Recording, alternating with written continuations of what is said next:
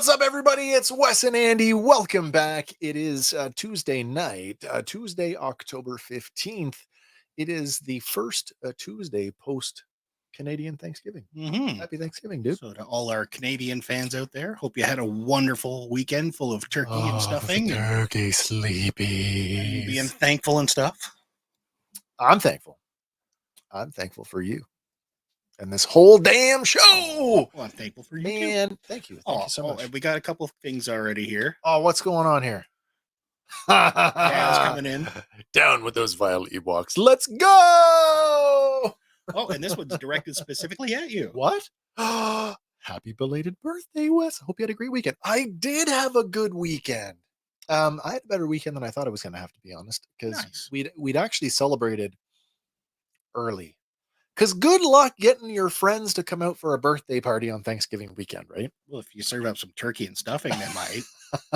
As I said to my wife, the number of times in my childhood that my birthday dinner was turkey.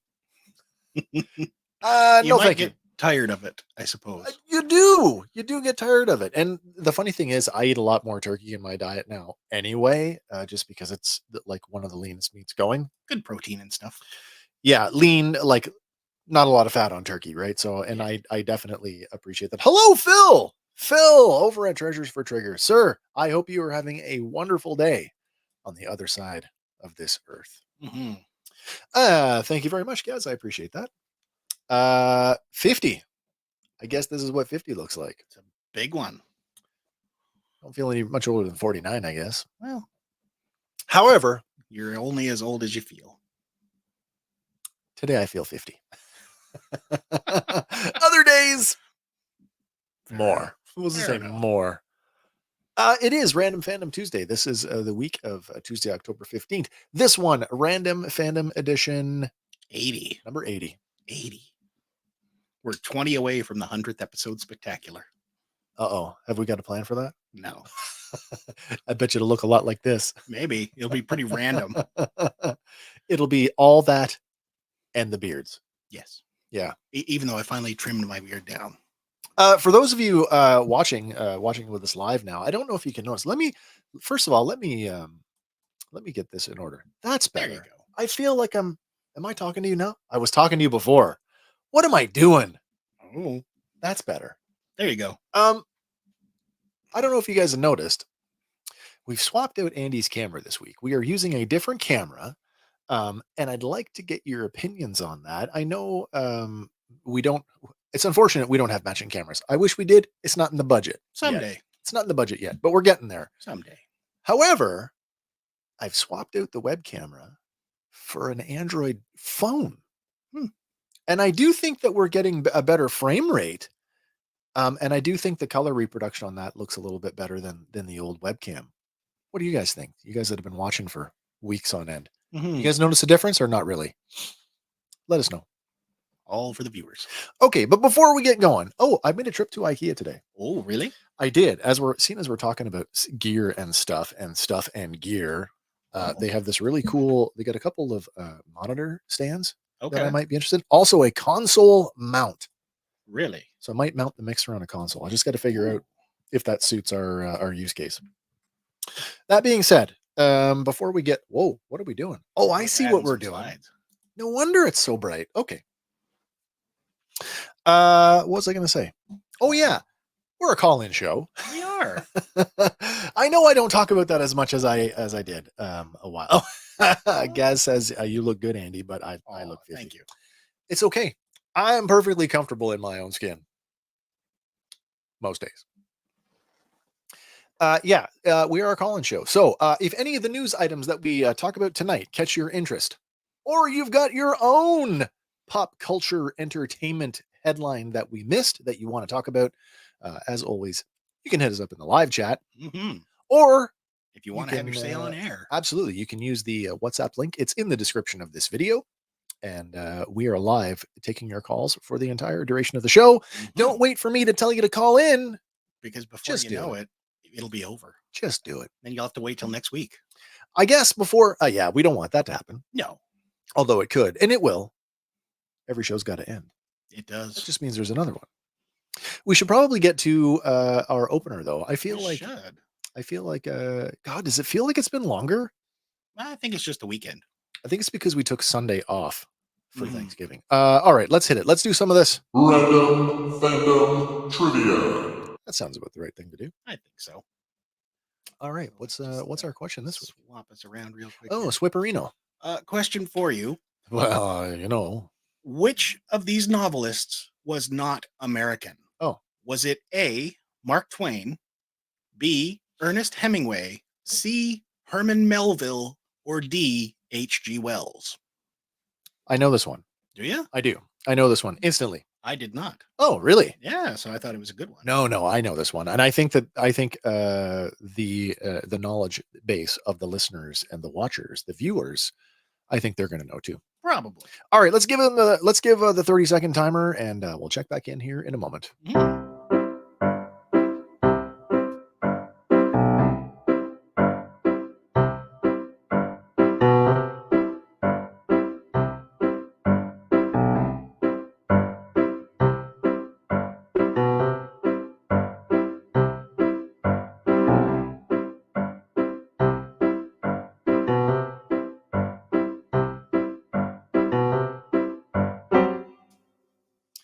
And we're back.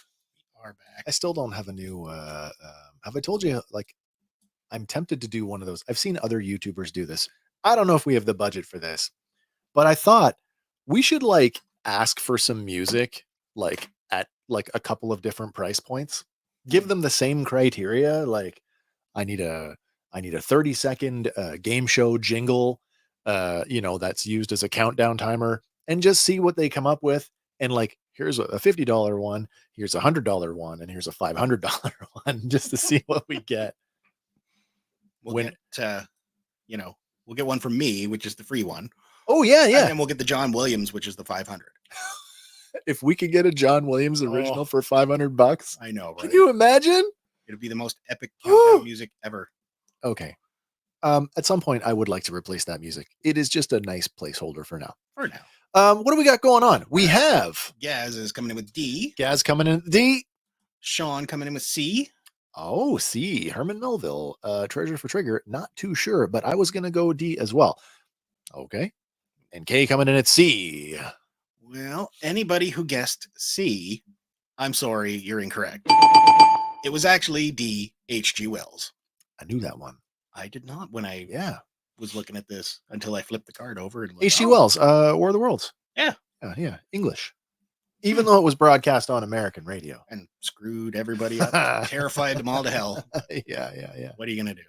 Hemingway, big American writer. Spent a lot of time in Cuba. Really? There is like odes to Hemingway all over that country. Yeah. Cool. Melville, I'm familiar with the name. I am not. I can't off the top of my head name one of his works. Me neither. And of course, Mark Twain. Well, I mean, an American classic. Right? Huckleberry Finn. That guy. Tom Sawyer. That's the one. That's the wrong Tom Sawyer. Yeah, the good one's by Rush. Tom Sawyer. We should be using that for our misheard lyrics. Monday Warrior, Mean Pride. Today's Tom Sawyer, Mean Stride. Well, we can't use it now. You just gave it away. That's okay. I'm sure I can come up with some more of those. Fair enough. This guy's saying here. Original War of the Worlds story takes place in Victorian England. The book. Yeah, it does, doesn't it? Well, they had to go through the plague over there, right? It's funny, though.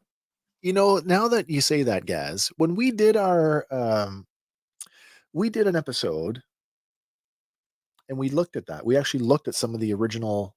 The origins of. We looked at some of the Orwellian, the artwork from was, it might not have been the first English volume. It might have been the Italian one.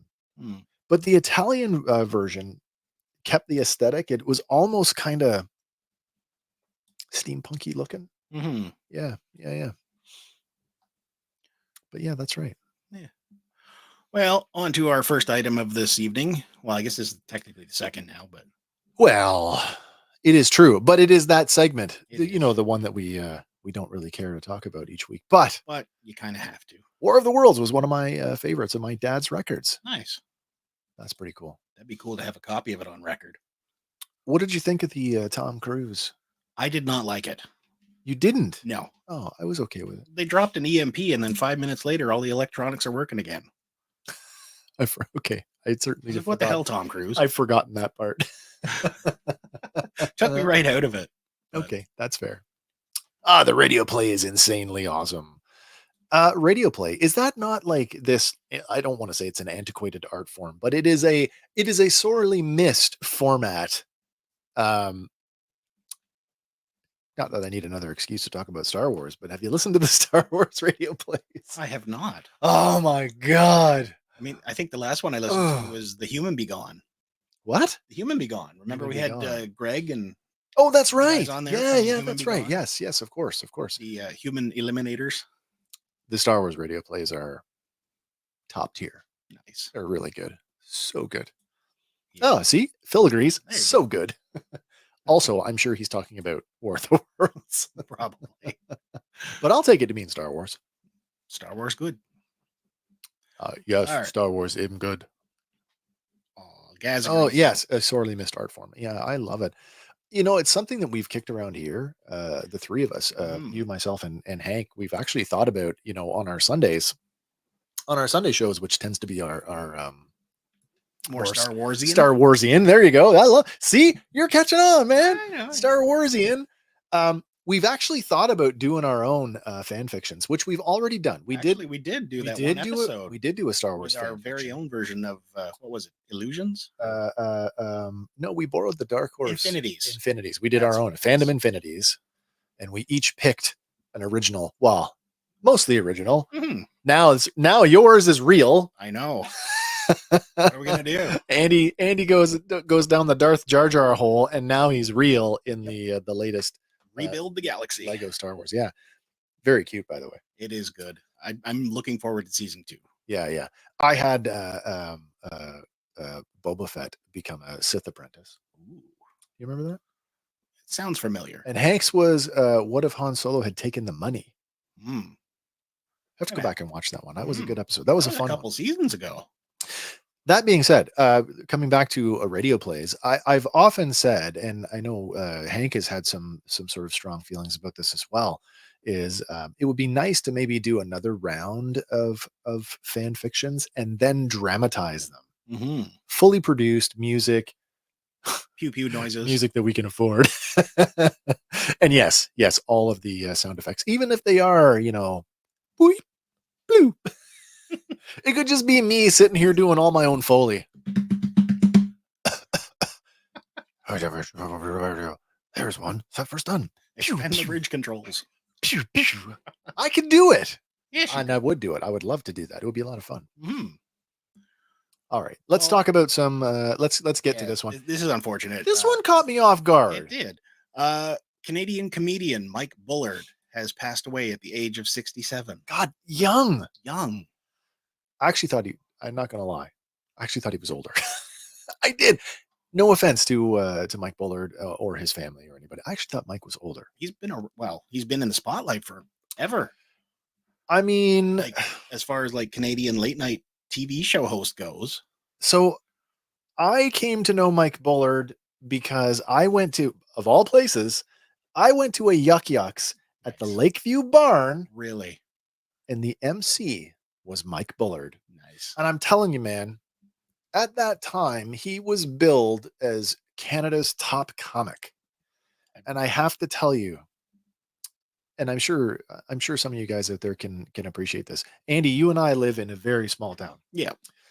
To say that it's kind of redneckish isn't a far stretch. No. And I'm telling you, Mike Bullard did not get to do any of his prepared material. Oh, He spent 20 minutes destroying the hecklers in the crowd, and it was the most amazing thing to watch. well, And he's known for that. yeah, he is like a master of crowd work. Yeah, I couldn't believe how good he was. So when he turned up on Canadian television just a couple years later, Mhm. I was not surprised. That being said, I remember what was it? Talk Back, or oh my God, he had 2 shows. The first one, Open Mic with Mike Bullard that's the one. in 97 to 2003. And then the other one was the Mike Bullard Show on Global. It was virtually the same show, just I Yeah, think just two different networks. reformatted. Yeah. It wasn't that great. No. He tried. He really tried. And But there's only so far you yeah. can go on TV, No, right? absolutely. Especially in that slot. Yeah. You need more like an Arsenio time slot or something. I mean, late night in Canada, I would say, is largely followed or populated by the American Yes. talk shows. Tonight Show, Letterman when he was on, Jimmy Kimmel. Yeah, exactly. Can you think of another late night Canadian personality? Not that comes to mind, no. Wait, I just did. Uh-oh. Who? Tom Green. Oh. Does that count? They're both comedians. I wouldn't call him a late night host. He's more of like a, shock comedian. What, the Tom Green Show? You don't remember the Tom Green Show? I remember Freddie Got Fingered. Oh, Daddy, would you like some sausage? Or what was he was in the Drew Barrymore movie. Oh, he was in Charlie's Angels. Was it the Chad? The Chad was perfect. Yes, it was the Chad. Where are they now? Yep. Condolences, obviously, going out to Mike Bullard's family. Yeah. No cause of death listed yet. None yet. And no one's saying anything. No, they are asking for privacy. Privacy. And that's fair. That is fair. Yeah.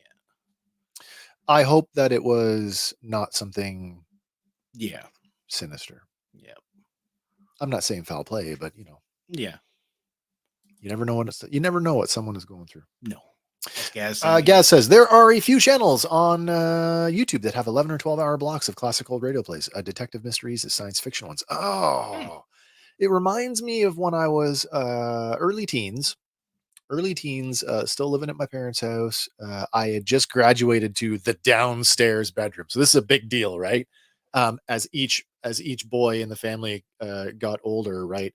That was sort of after that guy moves out, the next one moves downstairs, and we all shift rooms, right? So everybody got to step up. When I moved downstairs, one of I wouldn't say local to us, but close enough that we can pick them up. Rock 95 out of Barrie used to do late night stuff, and they would alternate. One night it would be like Burns and Allen, and then next night it would be like Abbott and Costello. And I fell asleep to listen to it. I thought it was great. Nice. It was a lot of fun.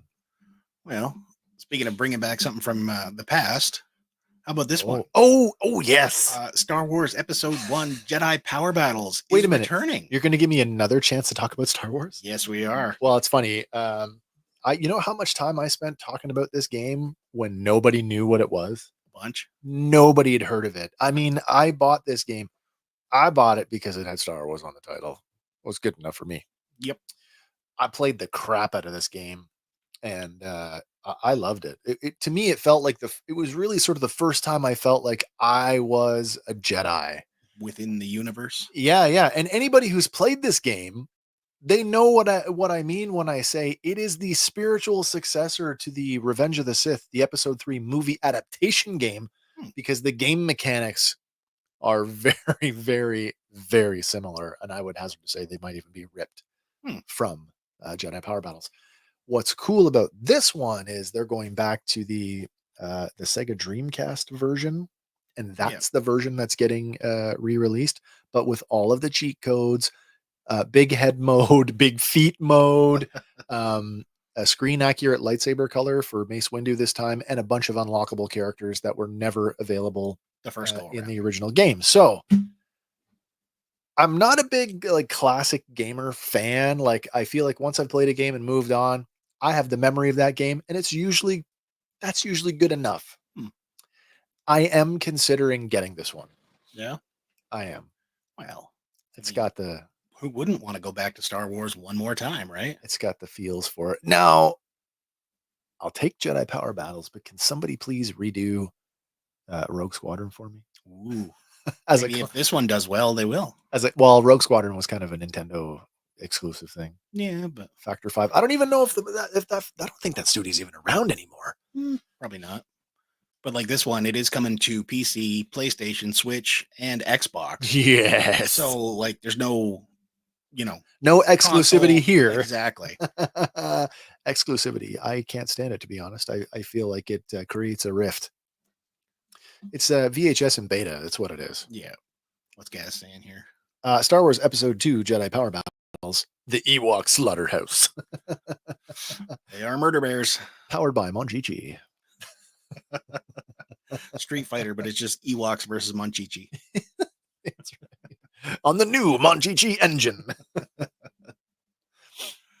But yeah, it's coming early next year. So. My God, that Obi-Wan Kenobi looks just like Ewan McGregor. What's going on there? I know, eh? He looks great there. And just another thing to point out, like they're highlighting Mace Windu. So are they like replanting? Oh no, yeah, seed? Because like Samuel L. Jackson has planted that seed, he's ready to come back. I would like to know. Now I'd have to go back and look at it. I don't know if this is the original. Is this the original art? I'm not too sure. I'm gonna look it up.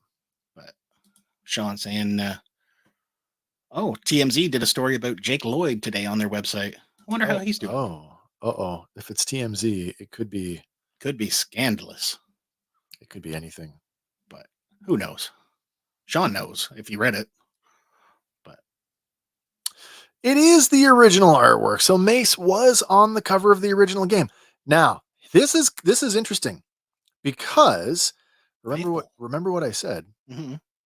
Mace gets a screen accurate lightsaber this time. This is the cover of the original PlayStation disc game. Look at that. Look at the color of that. He's got a blue saber there. I wonder if that was just like to save money. Maybe. Like everybody gets a blue saber. That's it. You're Jedi, you're blue. I don't know. I'm not a programmer, so I don't know how this stuff works. Yeah. Maybe. I don't know. Guys saying, hey, idea for a crossover. Star Wars Jedi Power Battles Highlander Edition. There can be only one Jedi. I'd play it. How are we going to stop them? The same way we always do. With faith, heart, and lightsabers. That's right. Moving on, though. Elon Musk has put us one step closer to the future, as earlier they unveiled Tesla's robo-taxi. And not only did they do that, they unveiled the robo-van as well. Well, first of all, the back of that car looks like a Tesla. Yep. So presumably that's what it's based on, that platform. I would think so. The van, it's a very interesting design. Looks like a bullet train. A little bit. Maybe RoboCop-ish. Maybe. Like that chiseled a little front bit. end. Also, what else do I see in that? I see a bullet train. Any number of futuristic, like. Do you think he's going for like the DeLorean type door openings with like the front wing? Well, those are scissor doors. Yeah. Those are Lambo doors. Yeah. Yeah. I guess so. Gullwing is different though. Yeah. Well, you think so? Well, I'm just thinking maybe it's a little inspired by it, but okay. The thing with scissor doors is that they are incredibly awkward. There's a reason why. So I mean, you put scissor doors on a car, it is purely for status, because from a mechanical standpoint, that's terrible. They're not good. No, they're not good. They're work on it. They're extra heavy. The mechanism that's required to open them is stupidly cumbersome. You need like hydraulics or something to keep it up there, right? More or less, yeah. So I mean, this is a pure status thing. So this is probably one of those cars that you or I will never experience. Well, maybe. It is a taxi. It is supposed to be a taxi. Well, yes. Maybe it'll be. Can we afford the fare on one of those? I don't know. Sean, though, he's saying he was seen first time in a year. I guess that's what the story was about. Okay. So that's good to know. Cool, coming out of reclusivity. Yeah, man. But get this, he unveiled this thing at the We Robot event at Warner Brothers Studio in Burbank, California. All right. Which is kind of important for the follow-up piece to this. But sticking with it for a minute, he said that he interchanged that it was either the robo-taxi or the cyber cab. But he's figuring that it'll cost around $30,000 to make one. $30,000 to make a robotaxi. That's nothing. And he's hoping to roll them out before 2027. I mean, the laws have got to catch up. A big time before this will happen, like widespread. Anyway. Again, this is great for somewhere that doesn't get snow, but like this will not go in Canada. I'm sorry. You don't think that robots will learn to overcome and adapt someday, to but winter conditions? Right now they're building for summer conditions. Well, Southern California. Right? So what's Gaz saying here? I see a future version of a toaster according to those old 50s future cartoons. Really? Yeah. Right. It's toaster of tomorrow. Wait a minute. That's exact. It's even in the right color. Hold that. Hold that. Are we holding that thought? Yes. Uh-oh. Dear Lord, it's the fucking Cylon Commander. Boom, boom, boom, boom. I don't know if you can tell. Is he the gold? Yeah, that's the gold one. I do have both of them, but look at that. The grill on his look at the grill on his chest. It's the hash lines on the fucking car on the train. What is that thing we're looking at? Hold that thought. Okay. So fracking toaster. In addition to being a fracking toaster and resembling a Cylon, Elon does insist that these autonomous cars will be safer. And that's what the Cylons would say. Yeah, he claims it will save lives, like a lot of lives, and prevent injuries. So he's hopeful for the future. Eliminating the human condition, right? I mean, error. Exactly. Human error. But iRobot director. What's his name? I had it right here. Oh, I shaved down my points and now I've lost it. But anyway, he tweeted out, hey, Elon, can I have my designs back, please? No. And there's good reason, because he did post a side-by-side with screen captures from iRobot. And in addition to these two, he also unveiled a android, basically, named Optimus. Who did? Elon Musk. Okay. And when you put them side-by-side with the iRobot stuff, it's pretty... Jesus! Yeah. I had actually forgotten. It's been a long time since I've watched this movie, but there is some similarity there for sure. And then the bottom part, which is cut off, but if you go visit it on X, director Alex Priya there, yep. The car is strikingly similar as well. And I don't feel like Elon Musk is personally sitting down at the drawing tablet and drawing this stuff up. So I mean, like it's that the future is now kind of deal. Yeah. Like it is kind of odd, the similarities, but you don't see whoever designed the original Star Trek communicator going after the people who made the flip phone, right? True. Mind you, that's a whole different thing, because Gene Roddenberry put a clause into his thing about like nobody should ever be allowed to get in the way of anybody who wants to make Star Trek technology real. Mm-hmm. So, but like, what is homage and what is stealing? True. So I don't know. Is there enough there? You would have to get a court to prove that. You would. But at the same time, it's kind of scary if this is his template, because we know what happened to the robots in that movie. You know, when I look at the head on that, I don't see iRobot. You know what I see? Tron Legacy. Yeah. That's the helmet from Tron Legacy. 100%. Complete with the light strip around it. Yep. Yeah. But they had a bunch of these Optimus robots, like handing out drinks and, doing random things. And there's people asking them, oh, can you throw up the peace sign? Do we have the spelling on Optimus? It is just like Prime. Now you're crossing a line. Yeah. One shall stand, one shall fall. By your command. I need a new battery. Oh, that one has thing? Yeah, this is the, I'll see if I can get one to go. This is the Hallmark ornament. Nice. From a few years ago.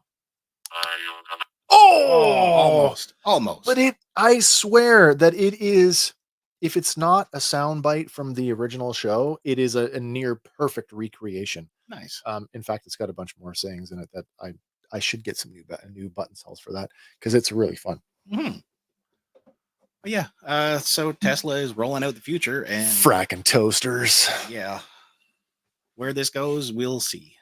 Josh, your sticker is in the mail. It's coming letter mail, and I don't know if has the postal service on your end been affected by the hurricane. No, that's true too. Is mail on time? You should have it relatively soon, I would hope. fairly soon. Letter mail shouldn't take that long. It's only one country away. Only one country away. But who knows?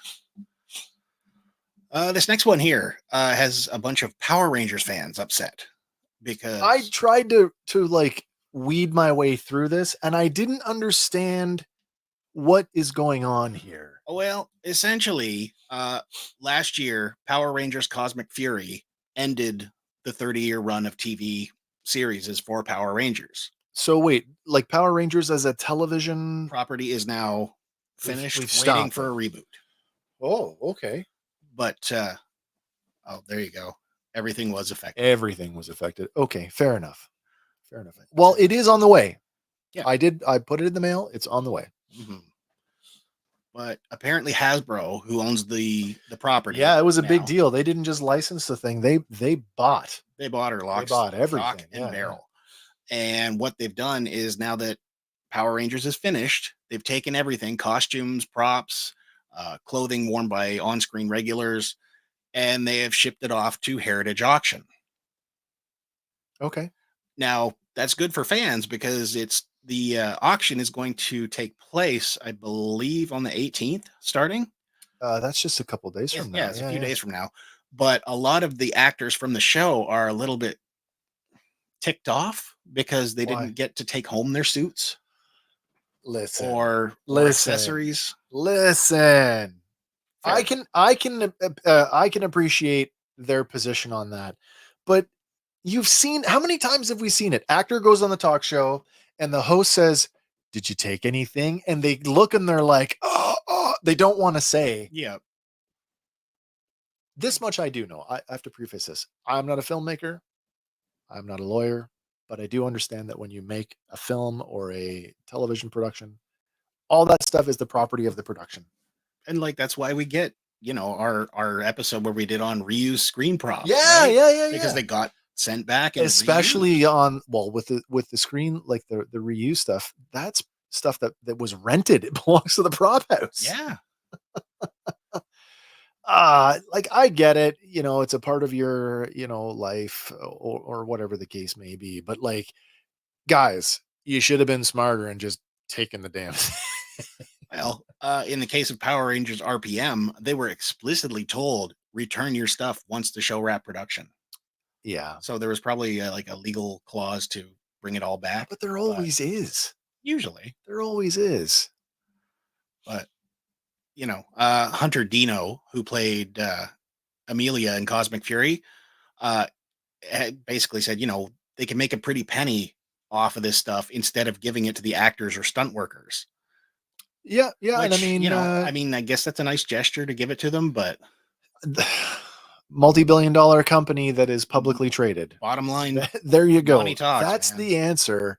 It may not be the one that everybody likes. And other members of the cast have come out and said, well, I'm going to be bidding on my costume, so and there's a chance they'll get it back. Yeah, so I don't think that is an out of the question thing. Like, you have an equal opportunity as much as you and I do for going after the stuff. Yeah, and like, honestly, outside of the first 3 seasons, I don't have any interest in Power Rangers beyond Mighty Morphin, and my interest in Mighty Morphin is fleeting just because of my age. Yeah. But like, there's definitely going to be more desirable items, like, because I know Jason David Frank came back multiple times throughout the series, the run. Yeah. So there's going to be like, Tommy Oliver costume from yeah. is probably going to fetch more than Red Ranger from Dino Fury. Gotcha. For example. Gaz has a very good point. Last one, bottom one. Yeah, so the actors can go and make a pretty penny on the stuff. Right.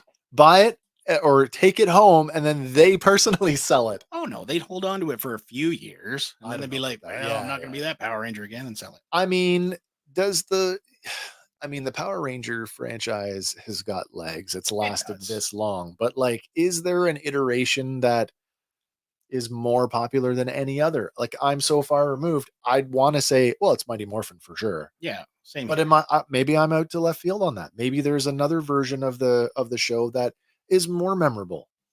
But I just don't see it as being like this. I mean, nostalgia is big. We know that. We're toy guys, right? We collect the stuff from our childhood. But I just can't see this being, I don't see hundreds of thousands of dollars in costuming here. Well, at an auction. I guess if there's a reserve, then they got basically 30 years worth of stuff.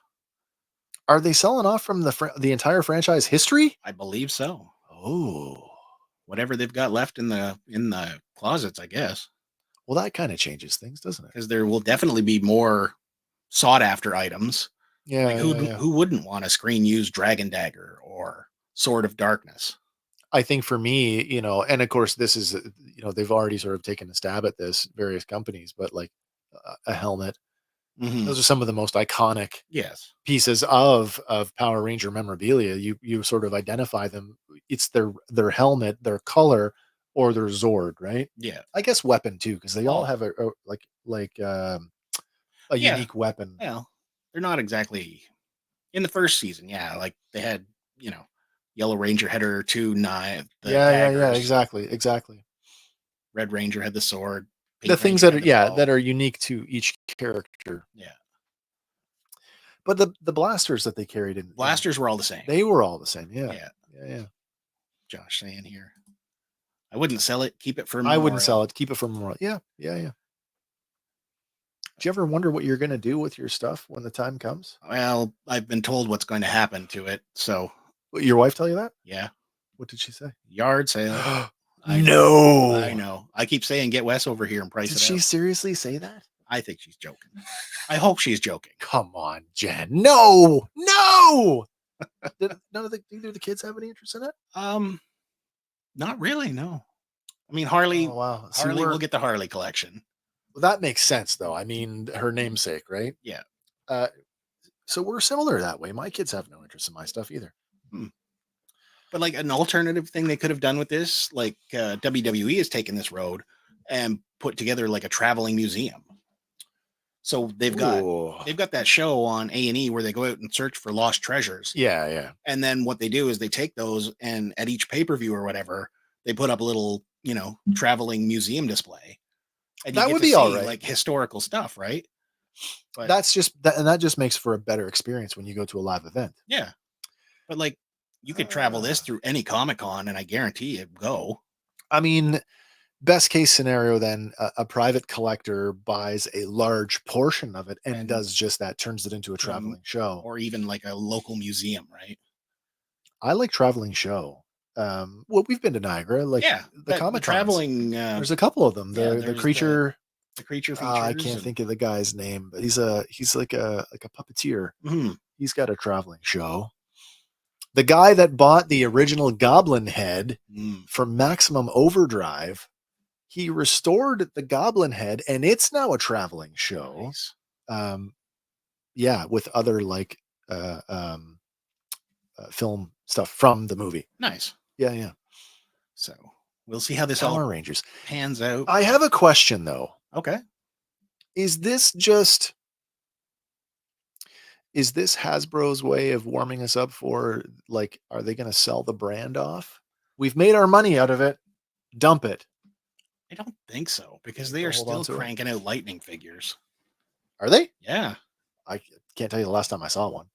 I picked up a Rita Repulsa maybe a month ago. Oh, okay. But I've been waiting to get her, so. No way. I was in two Toys R Us today, and I didn't see anything. Damn. Nothing. Well. Except for the new Toys R Us pricing. Ugh. Damn you, Toys R Us. That's awful. It is awful. Whoa, Josh, you didn't care for Maximum Overdrive? Oh, no. That's fair. The original Toaster movie. Mm-hmm. Well, that was like a comet or something. When everything came to life, all the machines. Wasn't that batteries not included? Well, they were aliens. Yeah. They were aliens. This was like a comet or something passed by the Earth and brought everything to life. I don't know if I've seen that one. Really?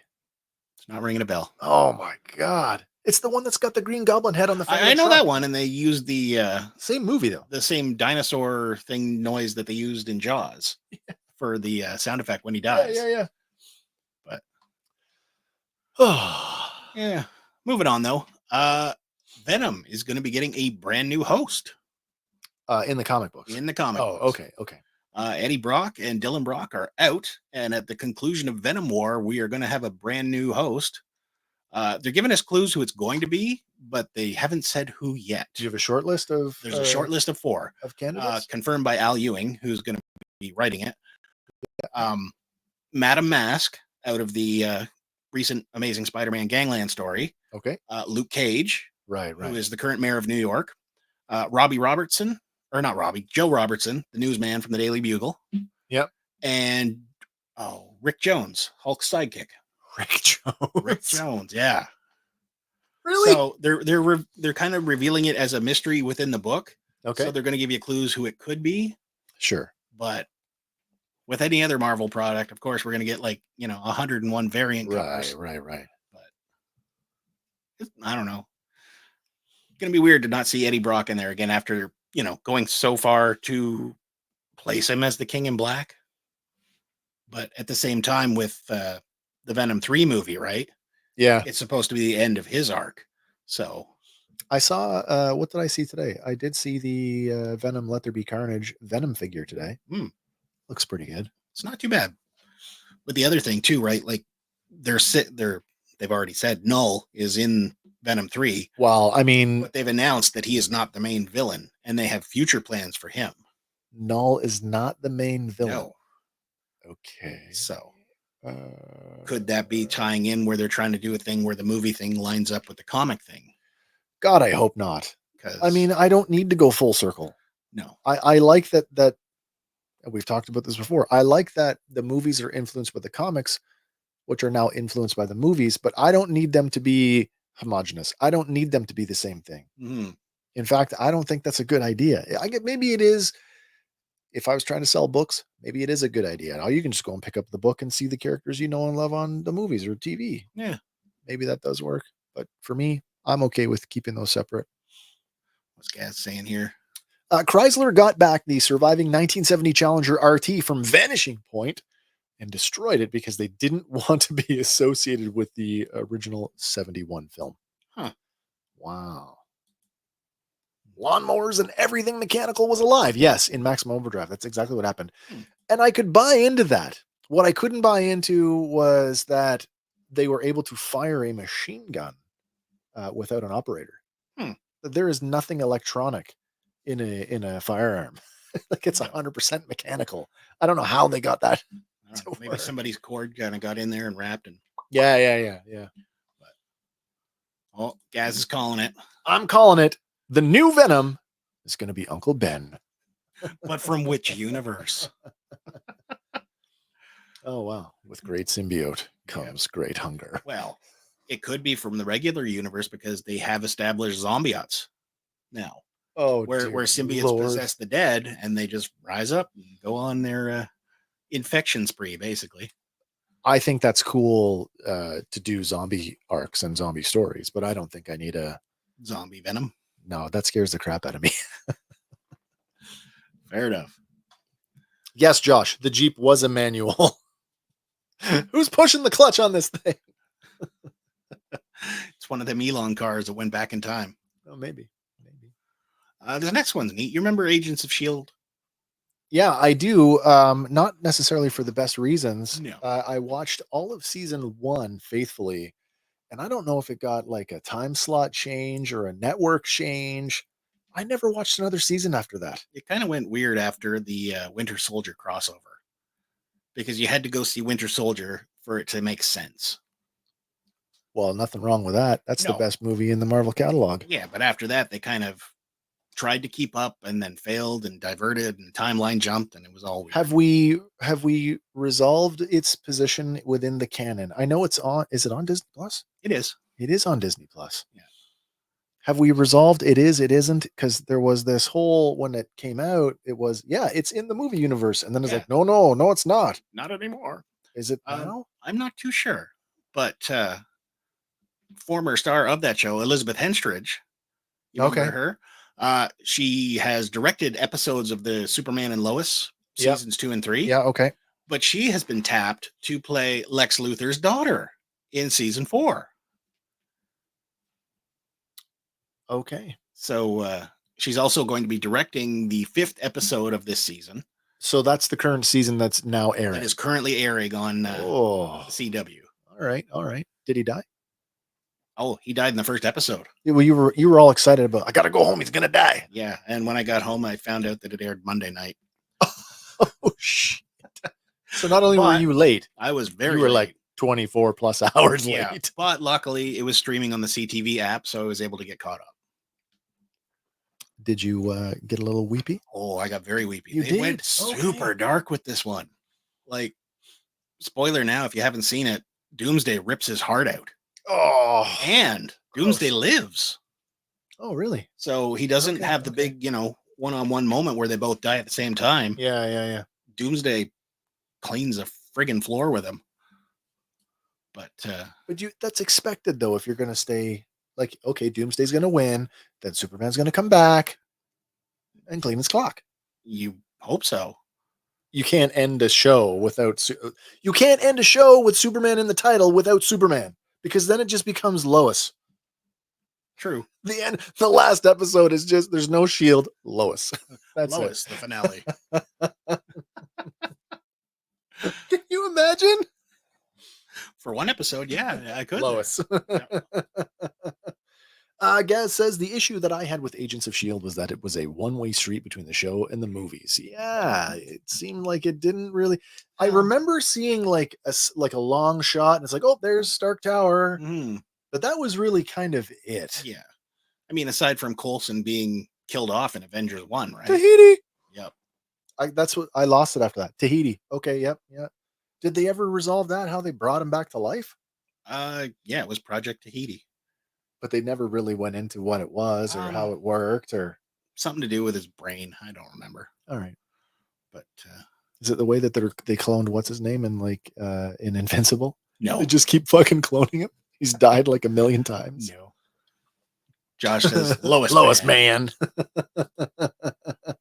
You are correct. Yeah. Yeah. Sean says, I'm a Doomsday fan. Me too. And if you are a Doomsday fan, I don't know if it's this week or next week, but the current Action Comics, Doomsday is coming back. Do you have more Doomsday news this week? Actually, we do. Is it the one I'm thinking of? It probably is. The one that makes everybody go, oh. Yeah, okay. Yeah. Okay, we'll save it. Yeah, we'll save it. We're getting there. No spoiler. But anyway, be on the lookout for her to show up in this final season. So, but another one getting a spinoff, finally getting some traction. The Big Bang Theory. Didn't see this one coming. Me neither. Certainly the character choices are interesting. They're interesting, but at the same time, you know what? I like Bert's character, and I like that guy as a comedian. Brian Posehn, yeah. Plus, I liked his character in The Big Bang Theory. Yeah. And Lauren Lupkus, is as Denise, freaking hilarious. And Stewart, he's been a weird one because his character really did evolve over the course of the show, right? I was thinking about this when you sent the article over, and I'm like, where did we leave Stewart at the end of The Big Bang? Was he still living at Howard's mom's house? No, he had moved in with Denise. He did? Yeah. Okay. You remember that really, really awkward episode where that other comedian who's sitting there just like being all creepy? He's like, now tell her you love her. Right. They got together, did they? Yeah. So, I mean, obviously they're going to anchor the thing. I believe so. But how does anchoring it at the comic book store, everybody can make a cameo, right? I was going to say that's how they're going to have to do it. Did we ever have, because Brian Posehn's character, he was a geologist at the university? Yep. Did we ever see him outside of the university? Yes, we have. We've seen him a few times. For Sheldon and Amy, when they first moved in together, they held their test brunch. Okay. Both Stewart and Bert were part of the initial group. Yeah. Okay. Past that, Bert had hosted a party at his place where Amy and Penny went over. They were the only guests. But then when Bert had his crush on Amy and she let him down. Oh, right. He ended up taking Raj and Howard to the rock show. Rock show. And he's a metalhead in real life. He is. So, And later on in the seasons, he actually joins up with Howard and Raj with their Footprints on the Moon band. Okay. So I'm certainly not going to write this one off. I am curious. I hope that it does is a revolving door of in and out past characters. Yeah. I mean, who wouldn't love to see oh my god, what's Sheldon? his name? No, well, of course, obviously Raj? you want to see the main characters, but Yeah. Kripke. Oh, Kripke. Would he come in though? Because like he was never at the comic book store. But you might see Captain Sweatpants. He was always a background character, but he was a consistent background character. Or that girl that Raj spurred. Oh, which one? There was like 4 of them. The Indian girl. Oh, she got really, really mad at him.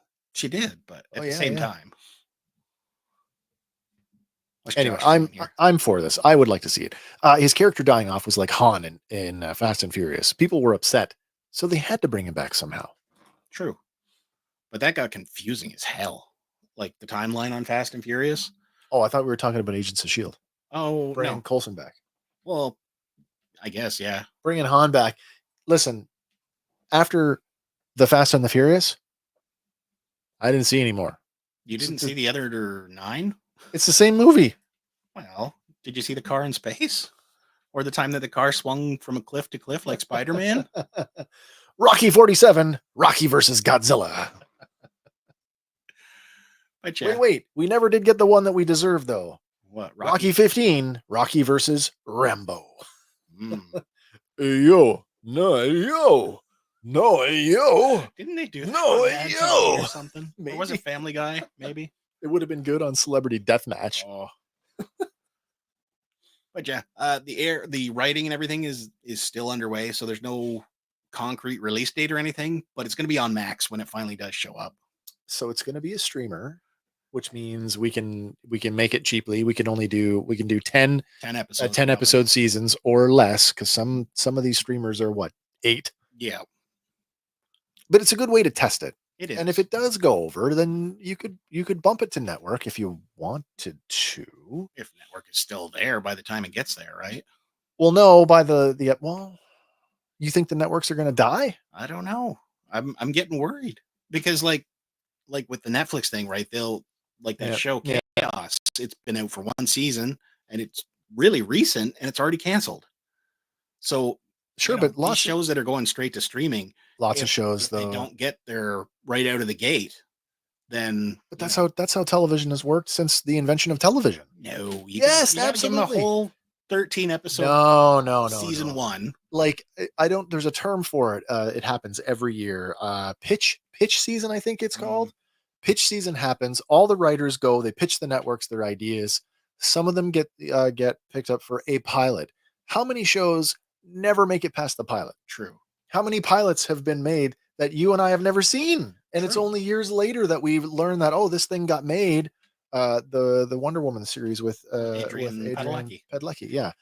That's just one example, but at the same time, we never got the chance to fall in love with those characters. Like you get a full first season of whatever, and if it's good, you want more. Sometimes it takes an entire season just to get acquainted with exactly what they are, who they are. Like this Chaos one, after this first season, it's already canceled. So too bad, so sad. Why'd you get acquainted with them?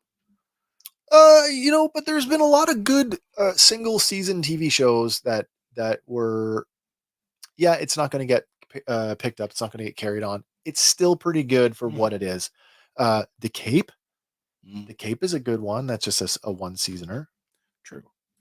But I've been burned so many times. Duckman, don't do it to me again. That's right. No. 4 seasons in, and that was it. My heart can't take it.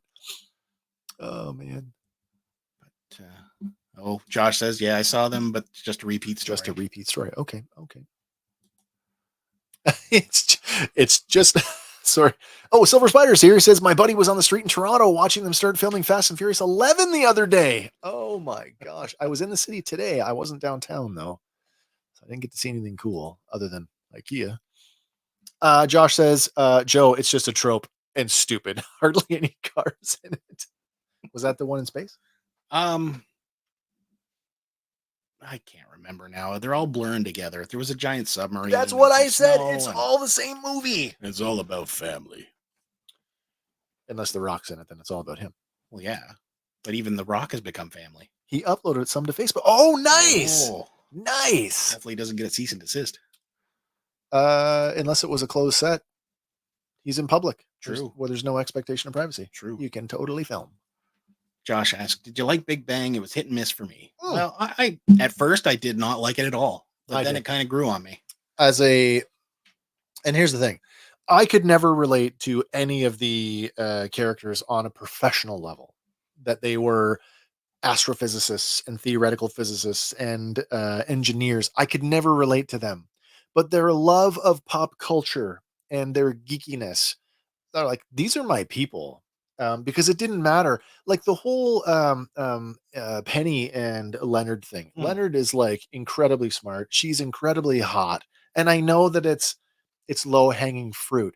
But the fact that, talking about revolving doors, it wasn't just brainiacs in that apartment. There was a whole host of people that went through there. And I don't think anybody was, except for Sheldon, because they played it for comedy, I don't think anybody was ever spoken down to. And I never felt like the show was too smart for me. And I loved it. I would go so far as to say that The Big Bang Theory was my favorite show on TV during its entire run. I don't think there was anything that I was looking forward to more than that. And that doesn't happen very often. I think before that, maybe Chuck. Maybe Chuck before that. And Spartacus before that, maybe. First episode I ever saw, there they are sitting around the table reading their comics. Yeah. Not a bag and board in sight. Just pawing at them, folding them over. I'm like, you bunch of goddamn savages. That is not how you treat your comic books. Would 8-year-old Andy feel that way? He might have. Really? Maybe. At what point? Sorry, this is an off topic. At what point did you decide that all comics must be preserved? I'm gonna say probably 10 or 11. Okay. So you were early, man. Yeah. Way early. I was a touch not lest you be touched type. You'd have hated to see mine sitting in a box. Not even a comic box, just a box. Oh, I have my pile of well-read, well-loved old books, which I now kick myself for not preserving because they are worth some money if they were good. But anyway, let's talk some toys. Okay, sure. And all the toy news this week, courtesy of McFarlane, because they released a crap ton this week. A bunch of it, yeah. So first up, we get our first look at the 1/8 scale DC Direct Supergirl statue. Oh yes, based on the artwork of J. Scott Campbell. What was it? We had a little conversation about this. Cheerleader Supergirl. Is this cheerleader Supergirl or is this beach volleyball Supergirl? You know what? I would say cheerleader. Or is it because beach volleyball would probably be more of a bikini? Is it beach volleyball cheerleader? It Supergirl. Could be off court beach volleyball Supergirl. I like that Supergirl has gone through a bunch of iterations. Certainly the sport socks. Definitely in the shorts, obviously. This is an interesting look. It doesn't speak to me. I think it's cool. It's very faithful to the J. Scott Campbell design. So if you're a fan of his work. How long did this one go for? Do we know like the run? Like how long she looked like that? Probably just for one cover. One cover. Okay. Okay. Yeah, cheerleader. Yes, it's never got into Big Bang. Oh man. Well, you can now because it's still streaming. It is. To be honest, it still holds up. It definitely is worth going back and revisiting. Yeah. I don't know if in 10, 15 years from now I could say the same thing, but yeah, because there's a couple jokes at Raj's expense. Which haven't exactly aged well. If we can go back and watch All in the Family set in the late 60s, late 50s, early 60s, or any of those shows in the 1970s and still think that they hold up. True. I think Big Bang, it's only been a few years since it's finished. Yeah. Less than a decade, I think. Yeah. Yeah. Totally worth revisiting. But sticking with McFarlane, this next one is the 1/6 scale collectible Incredible Hulk based on the issue number 345 cover. Would this be? This would be McFarlane's run, yes. Of course, because that's part of the deal with Marvel is that it's his stuff, right? I don't think that's Him and fully exclusive. him and a select number of people. Yeah, yeah. Would you the Wolverine that's coming with this? Would you call that a companion piece? No, because that's issue a different cover? Was 5 issues prior. All right. And speaking of that, Wolverine 6 scale. This is what I like. I like the reflection on the claws. Yeah, I think that's done really well. It's pretty good compared to the original cover, right? I mean, I guarantee that there's some forced perspective going on there with those claws on that hand, right? Like they're flat. Yeah. In order to do that. But it's done to really good effect. And it's got like that still comic deco to it, right? Yeah. Silver Spider says that looks nice. You know how I generally criticize the shading on the action figures? For some reason, I'm okay with, maybe it's because this is not posable. Yeah. It's already posed the way it's supposed to be, which means the shadows are already shaded for the lighting condition that he's supposed to be in. True. And that works for me. This might work for you as well, but this one is based on Miles Morales Spider-Man #1. Miles Morales. And it is, him going through the lightning with his little bit of spider venom blast going. I dig it. I'm not a big fan of Miles Morales. Like to me, like Spider-Man is Peter Parker and kind of always will be. I accept that there are, especially in this whole Spider-Verse thing going on. I like Miles because they didn't repackage Peter. Oh, yeah. They gave it to a new guy, let him run with it, and it's worked. Listen, when they launched 2099, I was there on day one, and I liked Miguel O'Hara. Mm-hmm. He did not get justice in the movie. No, he did not. He was not a vampire. Yeah, like what? Dumb. Yeah. The next one, though, sticking with this line, is a 1/10 scale. It is from the X-Men #1 cover. It's Magneto. Also, yes. And this is based on Jim Lee, right? So this one, I don't know what's going on with the legs, if it's just like a texture to his outfit, but he almost looks like he's been 3D printed. It's on the chest too. Yeah. Yeah, you can, I mean, it must be on his whole, I guess it's on the entire costume. Or at least on the red parts. Have we not seen, like, I feel like we've seen the banded look before. Maybe the bands are just smaller than maybe we're used to seeing them. I don't know. Don't know for sure, but then going back to McFarlane art, we get the 1/10 scale Green Goblin based 110. on. Oh, that's big. 110. Yeah. Wait, 112 is 6-inch. So this is going to be what, 7-8-ish, something like that. Ish, yeah. But this is based on Amazing Spider-Man #312, again by Todd McFarlane. This one though, that just looks like a comic book. That face just looks cartoonish. But people have already got the regular version of this. Okay. This is, I guess, a reissue of it, but with a Todd McFarlane signature. So an actual Todd McFarlane signature card, not an auto penned thing. No. Okay. What's McFarlane without a Batman? Oh dear. So we get our first look at the 6th scale DC Direct resin statue from based on Batman v Superman, and it's not bad. Looks pretty good. All right. But sorry, what did we say this is in scale wise? 1/6 scale. 12 inch. So 12 inches tall. 12 inch. So our likeness to Ben Affleck is better than the 7-inch offerings. Yes. I don't know if this is. I wouldn't put this on level with Sideshow by any stretch of the imagination. No, I don't think so either. But for an alternative, it's not bad. Soft goods on the cape. I don't think I would pose it that way. I don't like seeing the giant the fold in the because that's where the wire's obviously stitched in. Mm-hmm. I don't like seeing that. I like to keep that sort of concealed. Mm. It's tough though. It's good. I don't know if it's great though. Josh says looks good. I want a good Batman figure. Don't we all though? Well, McFarlane has you covered. As we will get to. Take your pick. There's only 56. Oh my God. 100 Batman. It seems like every week there's a Batman in multiple scales. Yeah. But this next one is not Batman. It is our first look at the Simon Baz version of Green Lantern. So I am aware of who Simon Baz is. I know that he's another Green Lantern of Earth.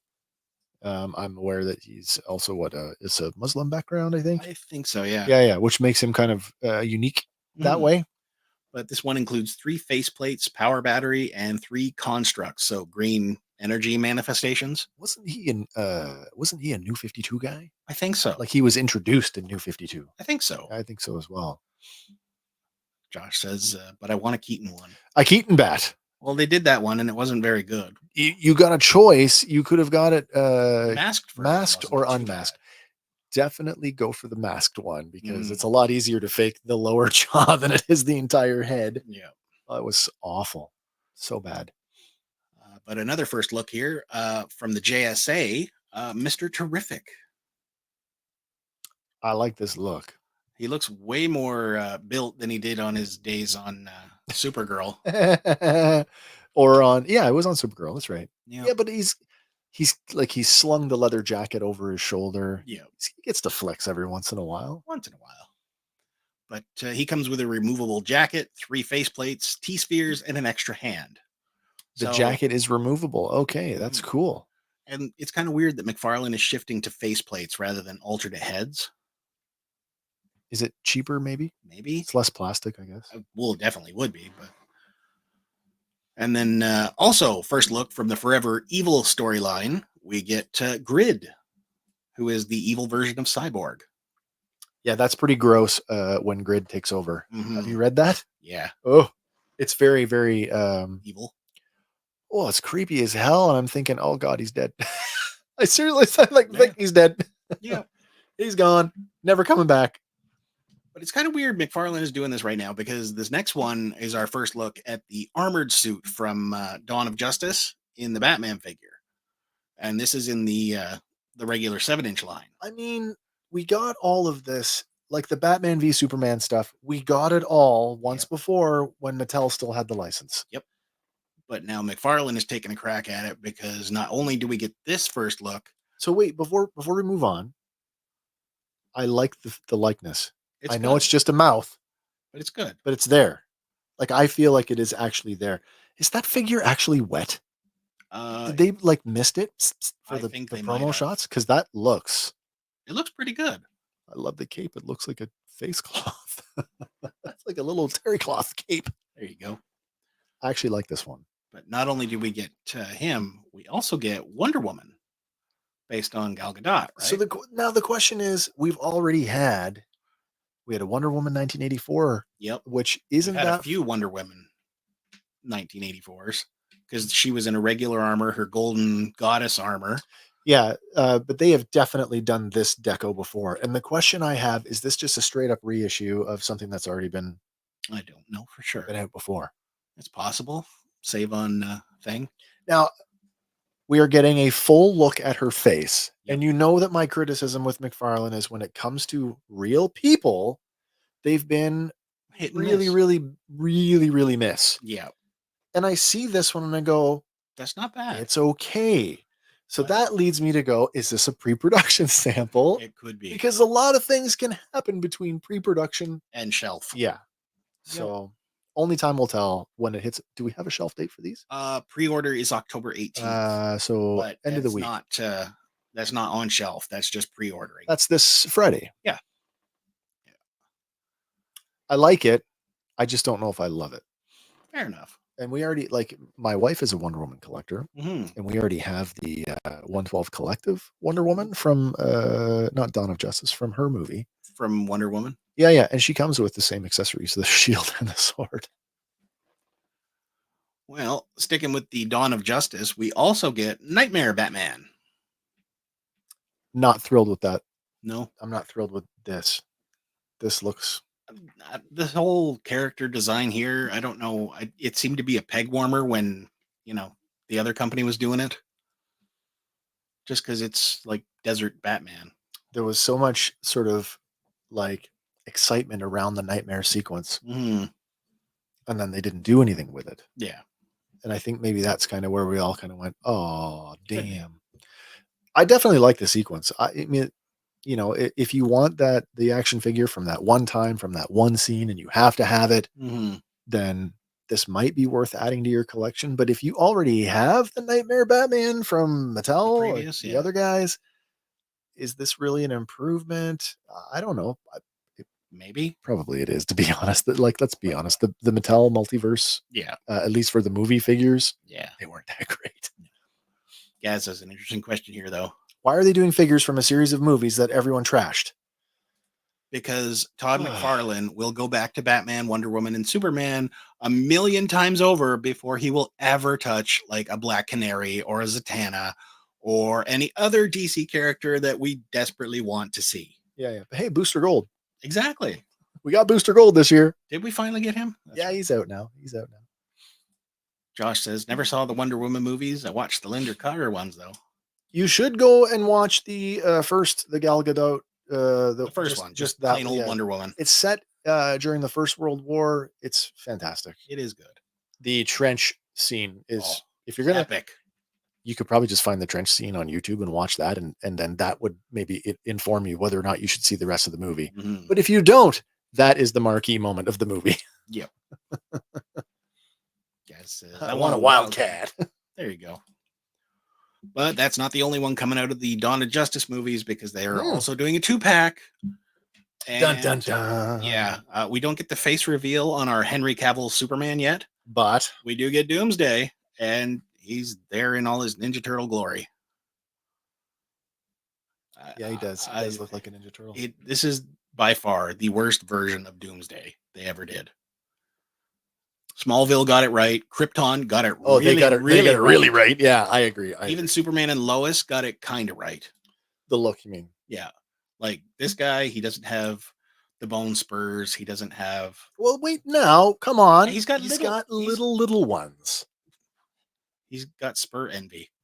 Okay, but let me... Going back to the original comic, the spurs on No, you're right. You're right. Monstrous and like imposing, and but he's gonna be an oversized. He's definitely oversized. Definitely going to be an oversized figure. Yeah. I will say this: if I could take this action figure and I could dump him into any number of settings, and he would fit in okay as monster, alien. Yeah, absolutely. So there's definitely value here. Yeah, for sure. For this as an action figure. Absolutely.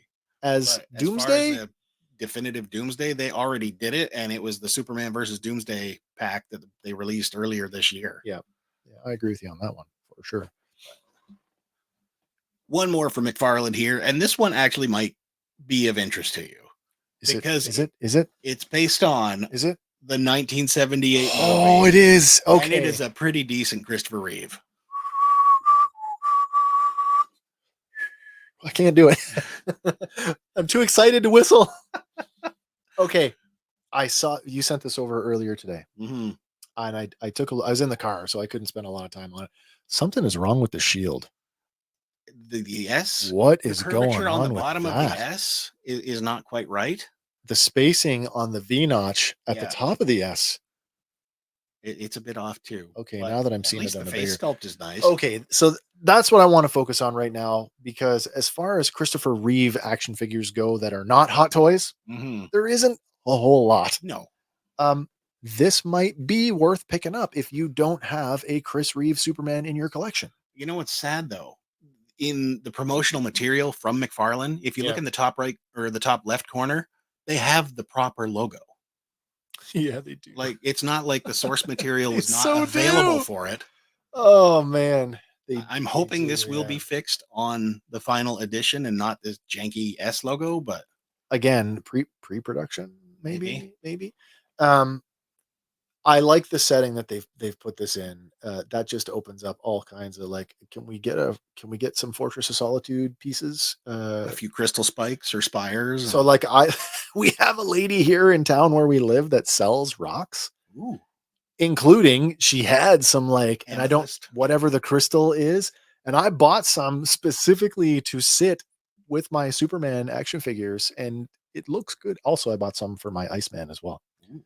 To be part of his ice slide. Nice. I do have this figure in Hot Toys. I have the Hot Toy Chris Reeve. So like for me, I don't know if I could. If you need it in the 7-inch scale, I couldn't replace. Like, so that's it. That's it for me. Like I have what I would say is maybe not but a definitive version of Chris Reeves. This is not an upgrade for me. No, this would be a downgrade. And that's just my own personal collecting habits. Like, for me to buy Chris Reeves Superman would have to be better than my Hot Toys. But for somebody who doesn't have the Hot didn't Toys, have one, this is a perfect opportunity. No, I agree. I have issues with this little things. Obviously, the S is one. I am concerned for the likeness when we get to see it in hand. Finally, I'm also a little concerned about the way that the cape lays across his shoulders. But I mean, that's workable. I can work with that. I just hope that this comes out as close to what we want it to be. God, he looks pretty good though. Yep. But shifting away from McFarlane, Hasbro has taken Transformers and mashed it up with Naruto. For this one here, of all of the mashups, I never saw this one coming. Me neither. I couldn't fathom this. No. But yeah, it features Kurama and Gamakichi. I don't know Naruto, so I do not as well. Yeah, Kurama and Gamakichi. I wonder if this is a remold of the recent Cheetor. It could be. You know what I mean? Like with some extra tails or whatever. Is that what those are? Tails? I think so. Okay. But apparently Kurama shifts from robot to a 9-tailed fox. That's what. Okay, 9 steps. 9 tails, yeah. And Gamakichi converts from toad to robot in 12 steps. 12 steps. So, yeah, it's quite the mashup. I mean, you know, we've seen 3 of the G.I. Joe crossovers so far. Yeah. We've had Ectotron, we've got Agent Knight. Back to the Still future. looking for Agent Knight. Yeah, Gigawatt. Yeah. Or Gigawatt, however you like to. X-Men Blackbird. Yeah, which was I can't remember what they called him. And those all seemed like, oh, these are kind of cool crossovers. Mm-hmm. This one, Naruto. I'm curious to know who proposed this. Mm-hmm. did fan Hasbro? Of Beast Wars. Oh, I guess. Some executive up there said, "Hey, I got an idea." Naruto has fans, right? Let's get some of that Naruto money. I'm curious to know how many Transformer fans cross over to Naruto fans, or vice versa. I'm not. I'm a Transformer fan. I'm not a Naruto fan, but that doesn't mean that there aren't any. No, there has to be out there somewhere. I'd be curious to know if this is going to be a big seller. Maybe. What's Gaz saying? That okay, Todd Father, we need a drunk Superman from Superman 3 now. Oh, well, you know that. Listen, having the Chris Reeves Superman buck opens the doorway to do that. I mean, buy a few of them to swap the head onto another suited fellow, and then you've got Clark Kent. Yeah, exactly. Oh, just need some glasses and a hat, and just put a little 5 o'clock shadow on him, and then a black wash on the suit to darken it down. Yep.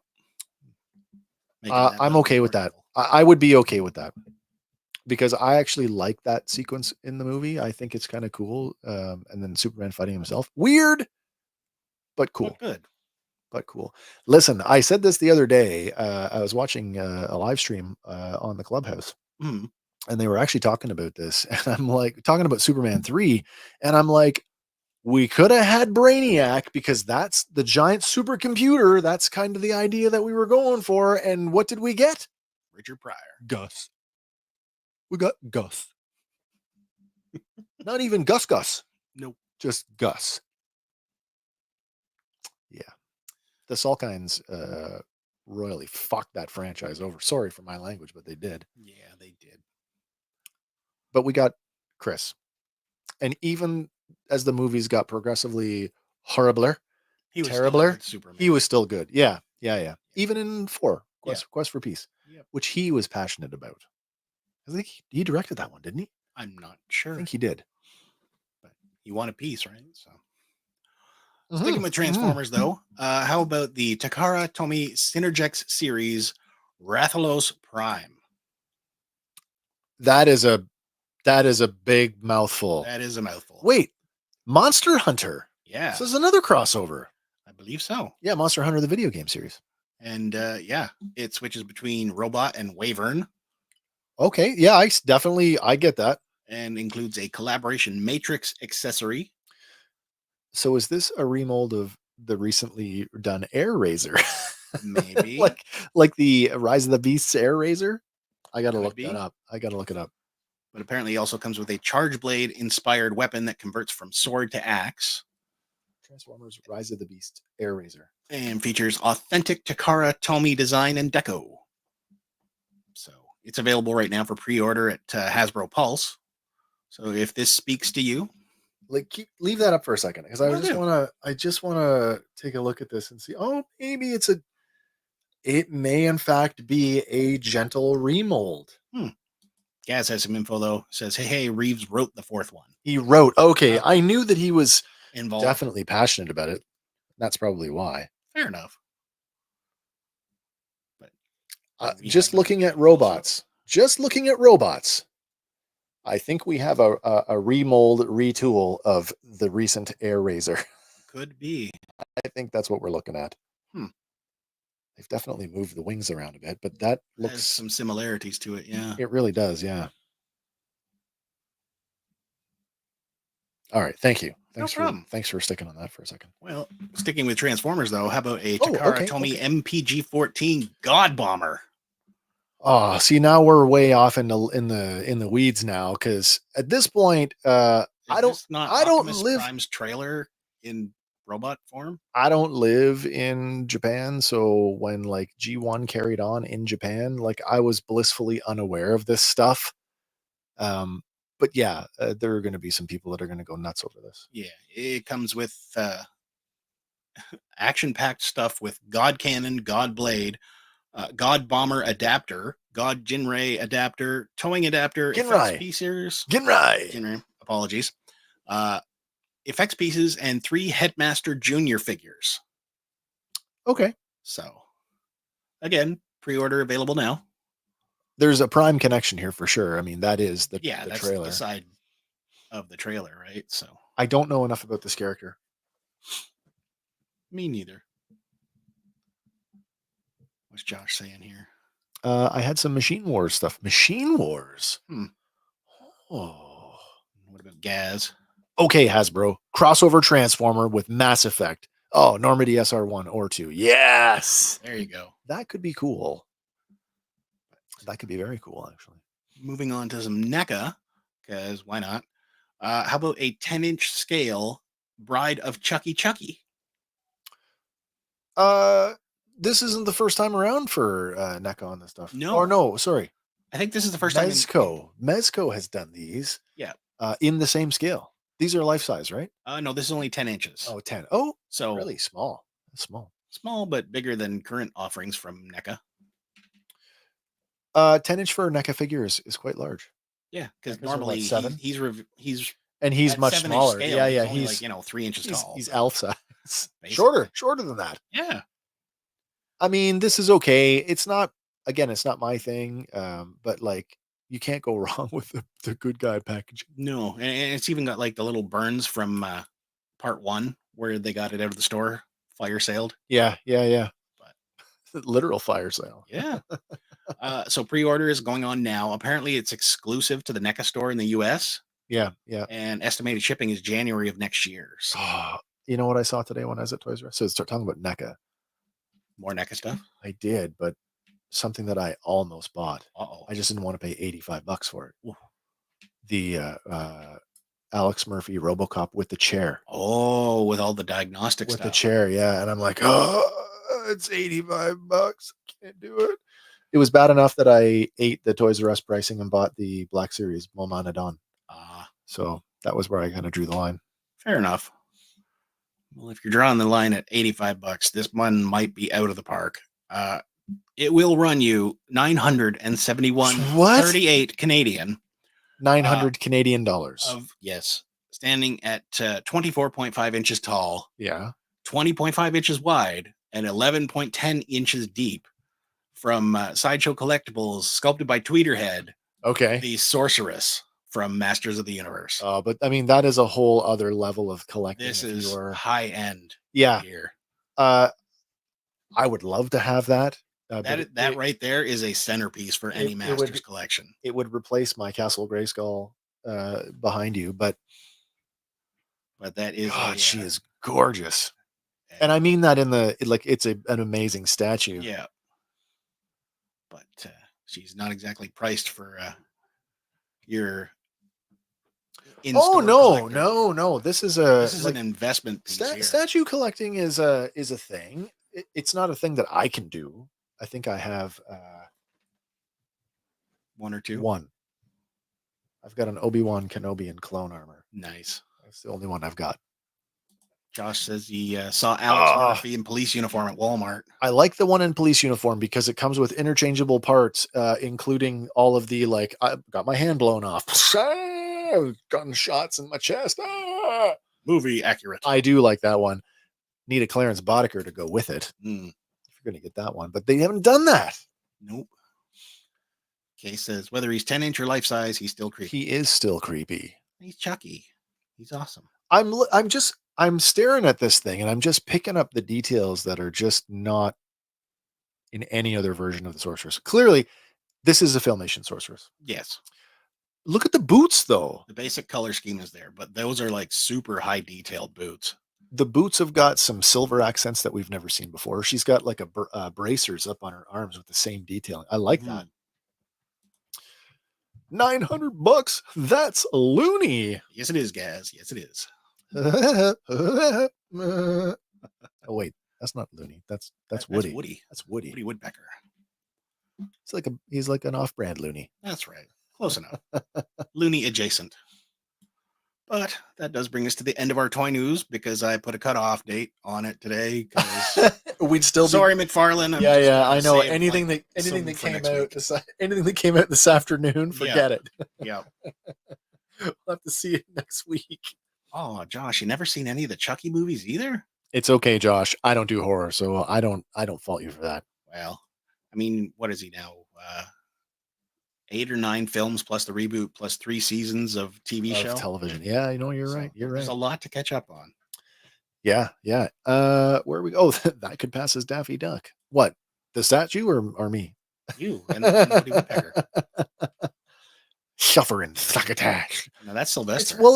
Daffy Duck and Sylvester is a fine line, it right? Is. I mean, how many voices did Mel Blanc do? I don't know. Tons. Yeah, exactly. So, yeah. Don't like horror. Fair enough. Me too. Not my thing. It's my thing. That's why I let you take all those ones. Yeah. You talk about that stuff. I don't just nod. Yes. Okay. Yes. Tell me more. That does bring us to our next segment, though. Oh, it's time. Get your brains ready because we're going to have another round of misheard lyrics. Lyrics. It's misheard lyrics. Lyrics. It's misheard lyrics. Tonight. Love that theme song. Is she still looking for a hero? Might be holding on for a hero. I don't know. That's hilarious. You're despicable, is Daffy saying. That's right. You're despicable. Oh, there it is. There it is. Or my favorite one is the Robin Hood episode where he's like, ho, hark, parry, dodge, thrust, boing, with the bill. There's some classic ones. I do like that one. Yeah. All right. So this evening's misheard lyric. Well, you said, wait. We got to set this up because I feel like there's a bit of a red herring here. It is a little bit. We could call this one. Would it be fair to say this is a misheard lyric live edition? I think so. Or misheard lyric no one to hang it up edition? That could be it too. Oh, that's funny. As always, we are looking for the correct song title. Yep. And this week's misheard lyric is it's a good one. Yeah, it is good. Poopy butt around the house. Poopy butt around the house. That definitely is a clue. Of course, the blurred out image behind is also a clue. And yes, live, no one to hang it up. Yep. let's get the 30-second sounder going, and we'll check back in with your answers in just a bit.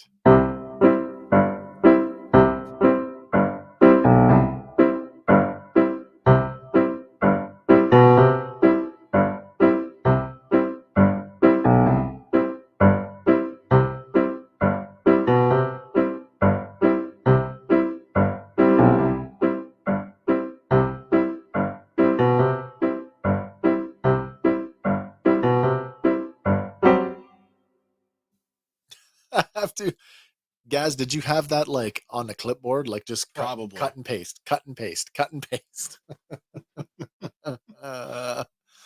Oh my gosh, that's good. It reaches into where I cannot hide, setting my feet upon Setting my feet upon the road. Yeah, I get it, man. That's a great song, by the way. Well, Josh coming in here with Kickstart My Heart, Motley Crue. Yeah.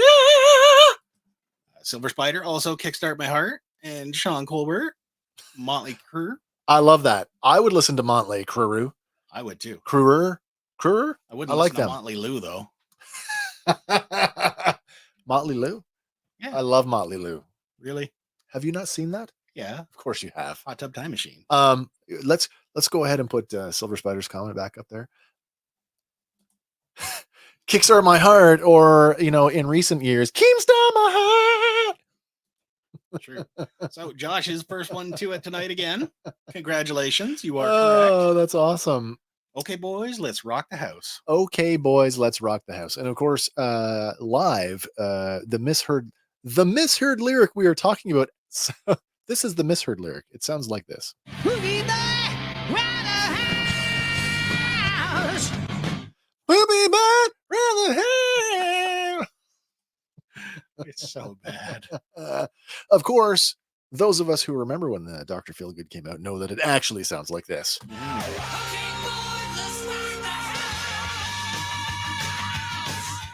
Much better. Boogie boy, round the house. Boogie boy.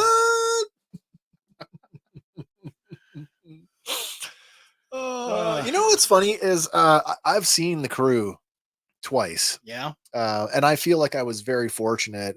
I was aware, like, Vince has been using backup singers since like Carnival of Sin, probably, which is that's going back quite a bit.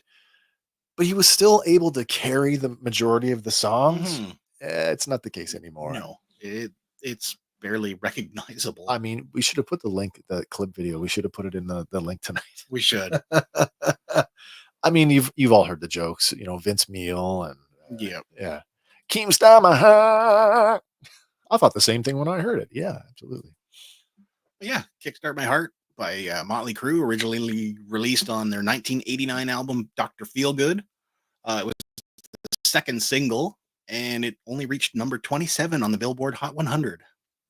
I wonder if it's one of those ones that did better here than it did in the States, right? Maybe. Sometimes they do. Maybe. Do you have a favorite Crew record? Do you like the Crew? Let's start there. I do. You do? Okay, me too. I do. Me too. I've got the box set with all the greatest hits, so. I would say this is my favorite Crew record, but there's songs on all of them that I like. Yeah. My God. all I can think of is like what is it? I got the cops after me. Something, something, something. Tubba B. Mine honk. What is a my honk? But moving on. Congratulations, Josh. So I guess we've got a Jurassic Park one now to send you out. Same address? Hope so. I've already got the address. Can I send it to the same place? Well, why don't we wait? Fair enough. Why don't we wait, Josh? You can confirm to us when you get it. Once you have the first one in hand, we'll send you the second one. There we go. This is my favorite Crew album. Yes. Well, there you go. I like Kickstart the Heart. Oh, Gran Turismo. Yeah. Me too. I was a Gran Turismo guy right up until I switched to Xbox. Well, this next one, people are telling Bath and Body Works to keep their apologies. Somebody at marketing did not go in and do a quality check on this. the design for their latest candle called Snowed In. I have to tell you, I didn't read. We sent this over today. I didn't read the article. I looked at the picture. You don't need to read the article because it's pretty blatant. As soon as you sent it over, I knew exactly what the misconstrue was here. Yep. My wife looked at it and went, and she got what it really is. Really? Yep, that's what the first thing she pulled out of it. Okay. Which I'm like, really? Because that's not the first thing I see. No. But the first thing a lot of people did see was hoods from the Ku Klux Klan. And having made paper snowflakes by folding and cutting and stuff, I don't recall ever doing one with eyes. A hood with eyes. I don't remember doing one with eyes. No. I mean, you'd get squares and triangles and whatnot when you cut it with the scissors, right? Diamonds even, but I never thought to take a hole punch to it. I get what they were going for. Like, what if they just put like one hole right down the fold? Like that would have been okay, right? It would have been a single hole. But certainly, because it's the points on the snowflake, oh it just looks like they're all lined up shoulder to shoulder. It does. It's terrible. Oh, I mean, it has been pulled from shelves now, but people are posting these things that got a hold of them on eBay and selling them for upwards of $350. Snowed in. Does it smell like smoke? I don't know for sure. Jesus. But yeah, Bath and Body Works is issuing an apology for it because they did not realize the similarities to it, which, maybe there is a generation now coming up that doesn't have, a picture in their mind of what this could be. I don't know. That's the case. I presume the clan is still alive and well. I assume it is still somewhere in the deep south. Yeah. But yeah, I immediately. Didn't see it first either. I did. As soon as I opened it up on my phone, I'm like, whoa. Yep. But Gaz says he sees ninja throwing knives like a kunai or something. Yeah, yeah. But a lot of people did see a very unfortunate resemblance to the. And then once you say that, it's hard not to, right? Yeah. Once you've seen it, you can't unsee it. Yeah, yeah. Of course, Josh. Yeah, I get that. Alive here in Alabama. Yeah, yeah. Unfortunately. Yeah. But at least they pulled it and apologized for it. Did they pull it from shelves? They have pulled it from shelves. Okay, yes. That's good. That's good. Yeah. So if you get a hold of one, you're holding on to a potential collectible item. I don't know who wants to collect that, but yeah, to me, it's a candle. I'm not paying $350 for It's a candle. And there's no way that, people are selling it for that. Who's buying it? Yeah. Who's buying it? Yeah. Maybe some wealthy clan guy going, this is funner. Maybe. I don't know. Not for me. No. But now for a fun one. Henry Cavill apparently is going to star in a live action Voltron for Amazon. Yeah. This could be good. So my question is, my first thought is immediately he's playing a lion pilot. Probably the Black Lion pilot. Probably. I think he's got enough star power that you're going to build the movie around him. Yep. But who else could he play? He was definitely not playing the Yellow Lion. What? Hunk? Yeah. He's not. He's not hunky enough. Well, he's more hunk than hunk. He's more hunk than hunk. That's right. It's true. It is true. What about Allura's deceased father? Maybe. King. Oh my God. King dead guy? I can't think of his name. The dead king. Nah, he's got to be more prominent hero role. Zarkon. Oh, wouldn't that be weird to make him a villain? Henry Cavill as Zarkon? Huh. That'd be a definite. Would he be a better Zarkon or would he be a better Lotor? I don't know. It'd be a departure either way, though. It would be. But I definitely want to see him as a hero. Oh, in regards to the last one. I see gray aliens. I wish it was that simple for me. Yeah. Like Gaz says. No, Wes. He's playing Voltron himself. Just put a mask on. I saw some really horrible AI art that that tried to depict him as Voltron. And it was just Henry Cavill's head on this inside the mouth of the weirdly colored robotic body. Oh no. It just looked awful. Yeah, he's going to play Voltron. Boy. He's the face of Voltron. But apparently they're going to start shooting it this fall in Australia. So, Okay. yeah. But he's joining Daniel Quintoy, who also got a role in it. Plot details, there's nothing floating out there yet. Yeah, they really haven't. They really haven't said anything about it. But director of it, Rawson Marshall Turber, is also writing it with Ellen Shanman. I don't know who else. I don't know those either. I don't know any of them. You know, hopefully they have a love for the original series, like going right back to the Japanese source material. Beast King Go Lion. Yeah. Yeah, I mean, Beast King Go Lion did the same thing that all the other animes that came over did, and they stripped like a lot of the violence out of it. Mm-hmm. If you're making a Voltron, he better chop film, somebody in half. Yeah, but they can do that because it'll be a giant robot or a monster. Yeah, robeasts, right? Which are just they're just other robots, right? Yeah. Yeah, I want to see Voltron wade through throngs of enemy ships and then fight a big robot at the end, right? Yeah. That's how it works. Who says it's going to be Line Voltron? What if it's the vehicle one? Oh, no. Wow. That means only you and I and about 2 other people are going to go and watch it. Probably.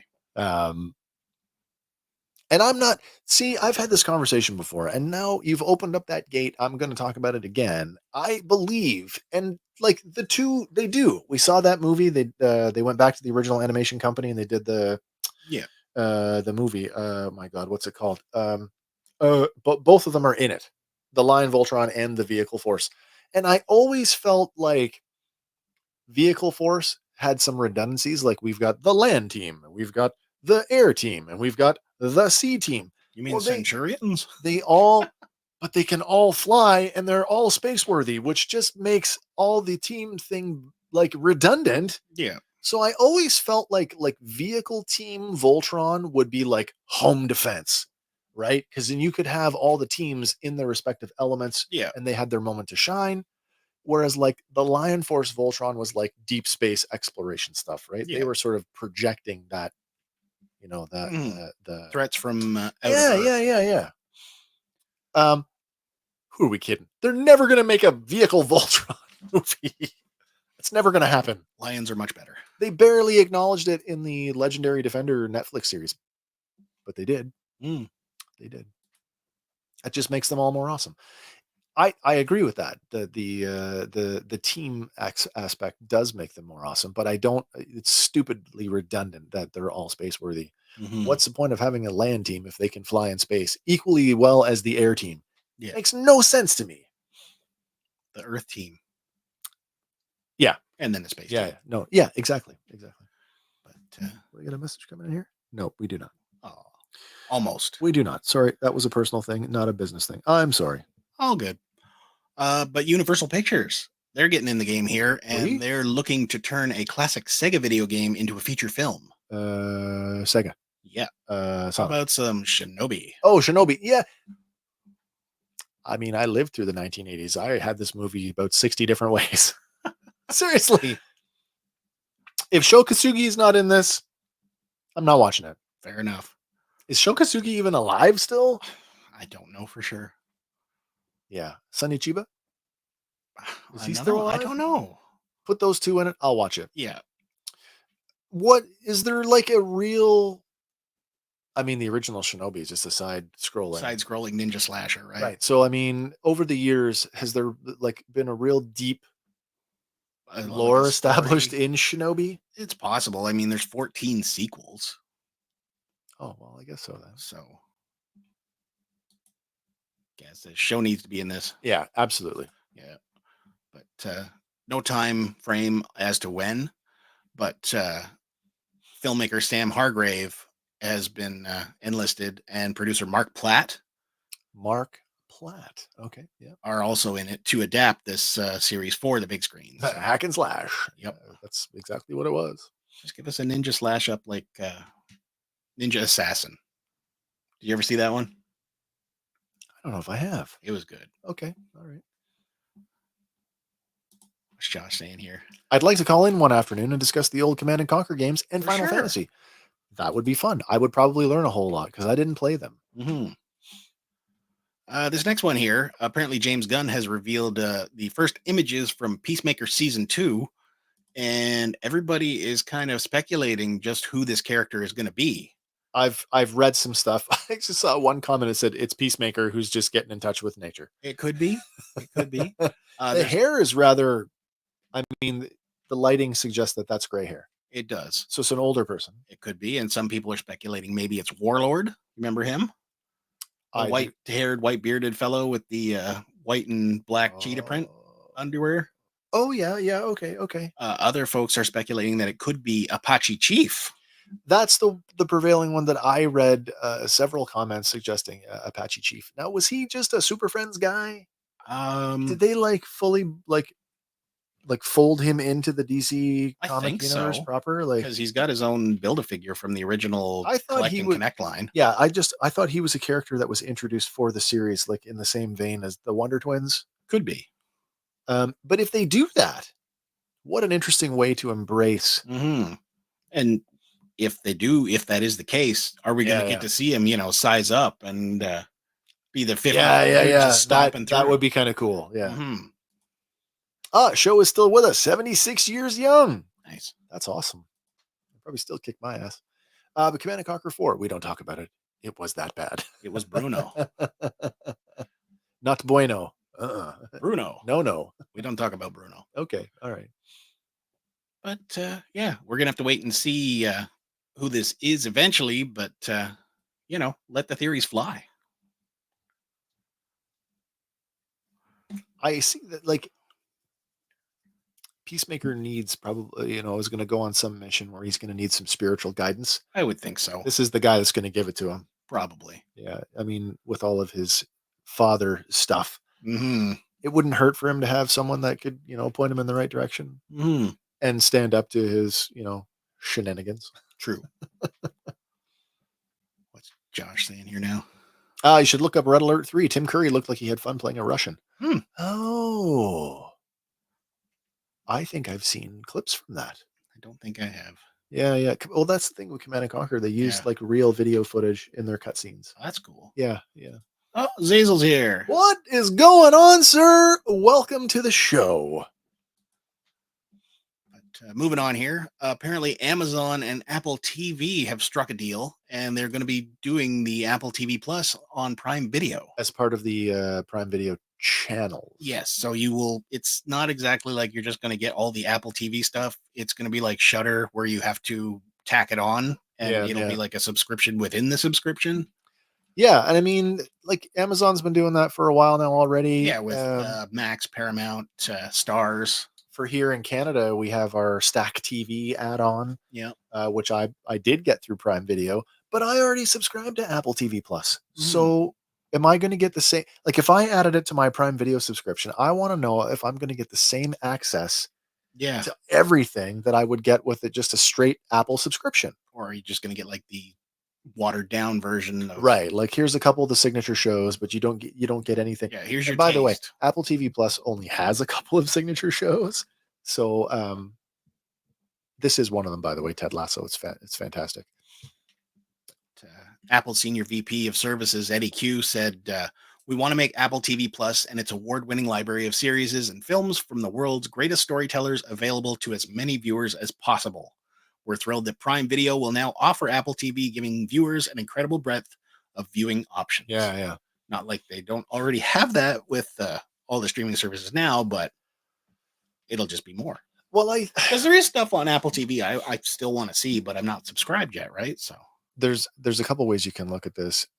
You can look at it, the glass apple. The glass is half empty.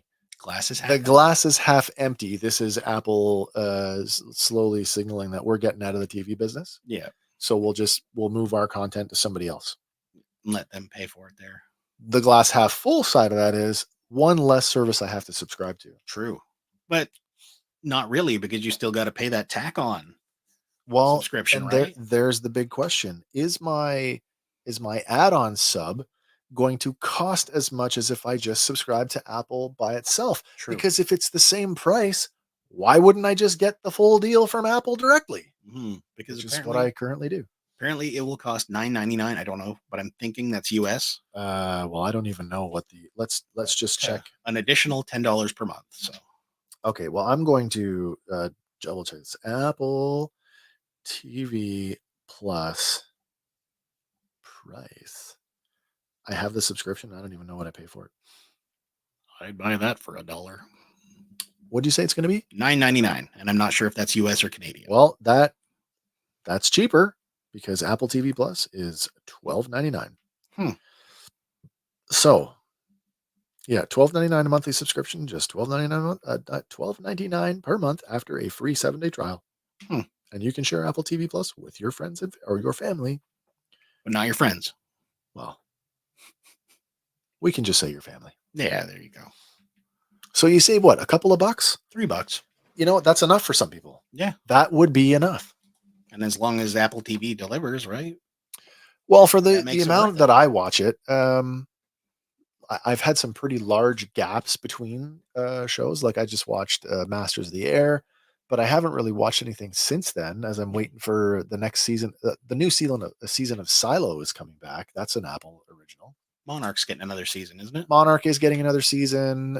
Silo, and then For All Mankind. Like all the shows that I really like on Apple Plus, I'm just in that period where like I've watched them now. Now give me more. Give me more. Yeah. But moving on here. Epic Games and Disney have collaborated. Oh. And they're bringing basically, they're trying to generate a hub for Disney, Marvel, Pixar, and Star Wars content to live within the Fortnite universe. Just all the time. Yeah. Okay. But there's brand stuff. So characters that might have been toting around guns before will no longer be toting guns. No Mickey rocking well, that looks like a scar. Yeah. So like your Mickey Mouse is probably not going to be carrying around an AK. Lego people like minifigs will not be holding guns. Lego doesn't do anything with guns unless it's Star Wars is sort of an exception because they have blasters. But it's going to be very restrictive based on branding. Yeah. And some people are like, well, why bother putting them into a game where primarily you are running around blasting people? But I could see Mickey, supplanting Mickey's guns with say the wand from Fantasia. And he just blasts them. Yeah, exactly. Mind you, they did that already with Disney Infinity. Well, sure. But that's a different play style though, too, right? It is very much. Like that's like fighter game, isn't it? It's more of an imagination based because you got to build you can play the levels provided. Yeah. Or you can go in and sandbox it and build your own. Yeah, that's cool. But Gaz says, I'm suing. I'm suing. Oh, because I was looking it up, Gaz style. We have a computer dual monitor set up right in front of us. I'll just look it up on my phone. But yeah, because some IPs are for teens, some are not. So they want their characters to be represented properly, and you can't blame them for that. It's bad enough AI art creates terrible, terrible things. Yeah, like today, Steamboat Willie became public domain, and all of a sudden he was doing some nasty, nasty stuff. Yeah, Chili Willie. Yep, and everything else. Disney don't know what they're anymore and who the target audience is. It's true. Yeah, it is true. Yeah.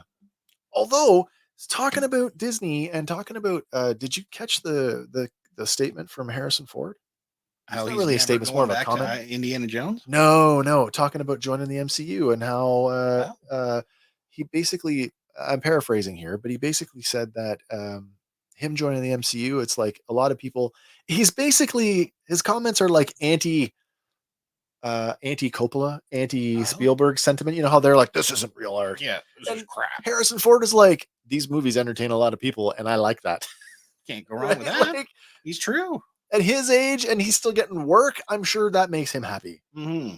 And I appreciate that attitude coming from an actor as big as Harrison Ford, who's just as known for his dramatic roles as he is for Star Wars, Indiana Jones. Yeah, exactly. They can run around with giant pencils and erase each other. That is so cartoon.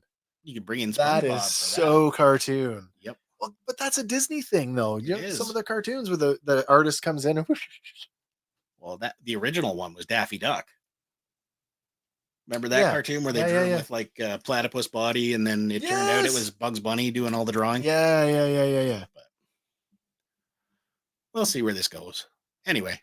I like that idea, though. That's very, very creative. Chris Pine's movie that was a box office flop, or so they said. Dungeons and Dragons. Yeah. It's got a second life on Netflix. It's become a global hit.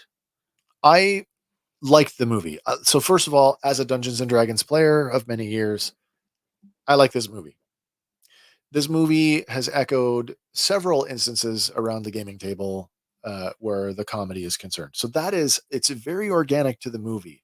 But I think where these fantasy movies fall short is that nothing is Lord of the Rings. Do you know what I mean? Yeah. Lord of the Rings is the only thing that is Lord of the Rings, and nobody is aiming there. Do you know what I mean? And we, as fans, we all want them to. Yeah. But the people making them, they're just not aiming that high.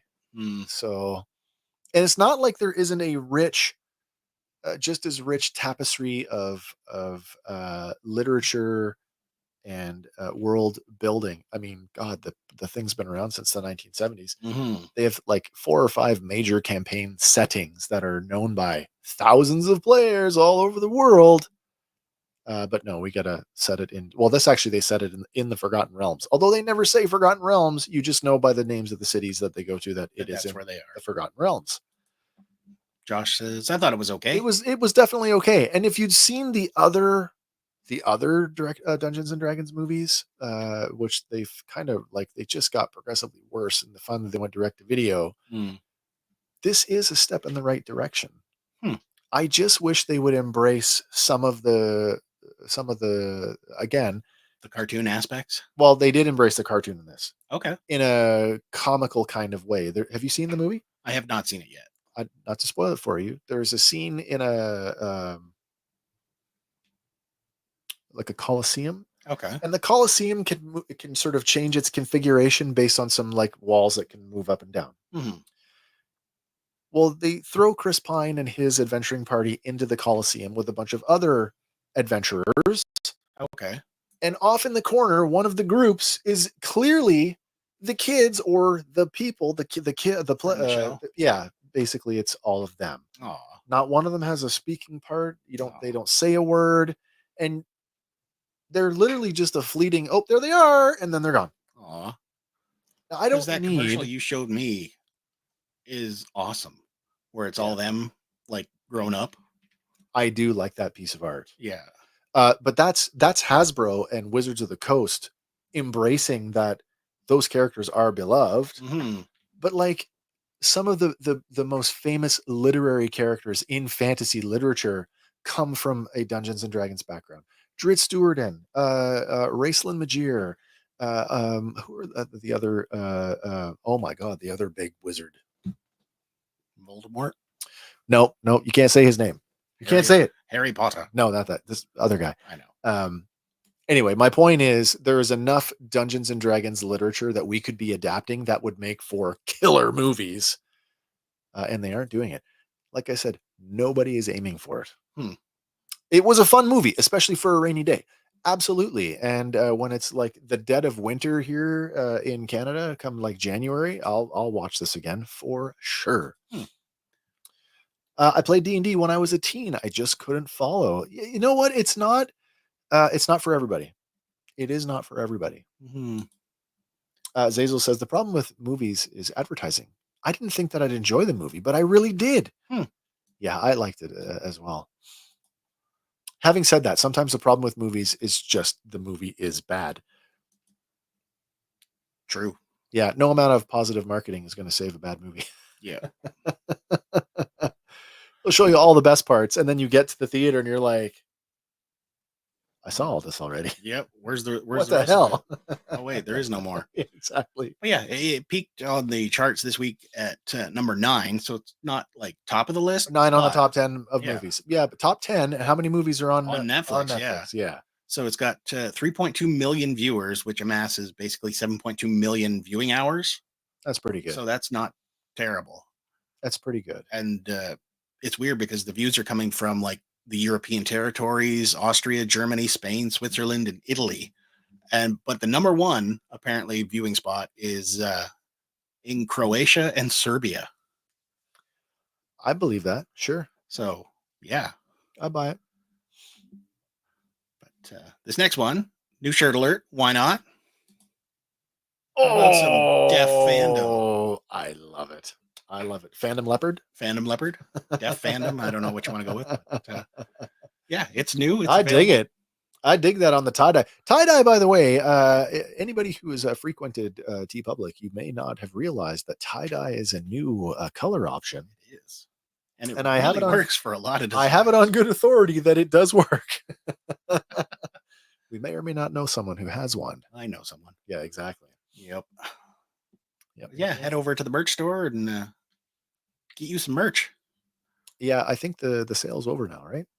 But this one, this one is on sale for a couple days. The new design you will still get at the discounted price because all new designs are discounted for the first 48 hours. 48 hours. Gaz has it right here. Absolutely. Pour some fandom on me. In the name of love. In the name of power. I love it. I love it. Okay, it's awesome. Yes, the tie-dye is awesome. I do like it. All right. So Reacher over on Prime Video, I guess he's got season 3. That's great. Well, season 4 has been confirmed. Oh, nice. Yeah, they've confirmed that he will be coming back for season 4, even though season 3 will be premiering in 2025. They've got faith in it, so it will be coming back. After the fact. I had no concerns that Reacher would not come back for a 3rd season, but a 4th season confirmed before season 3 even releases. Yep, that's good. Yeah, so good news there. That is good. Are you watching it? I am not watching it. I'm catching up on other stuff first. But do you like Alan Ritchson? I don't mind him. I like him. I liked him in Titans. As Hawk, right? So. Similar punchiness. But Reacher is a much more I don't know how to explain it. Spy type? No. He's a ex-military police officer. Okay. Yeah. Special investigator. Season 2, actually. You could start with season 2 and you'd be really up to speed on his history because it goes into the history of all the people that he worked with. Okay. Then go back and watch season 1 after that because it's so punchy. That is a great show. It is so good. Zazel says Fandom Power karaoke at RonCon.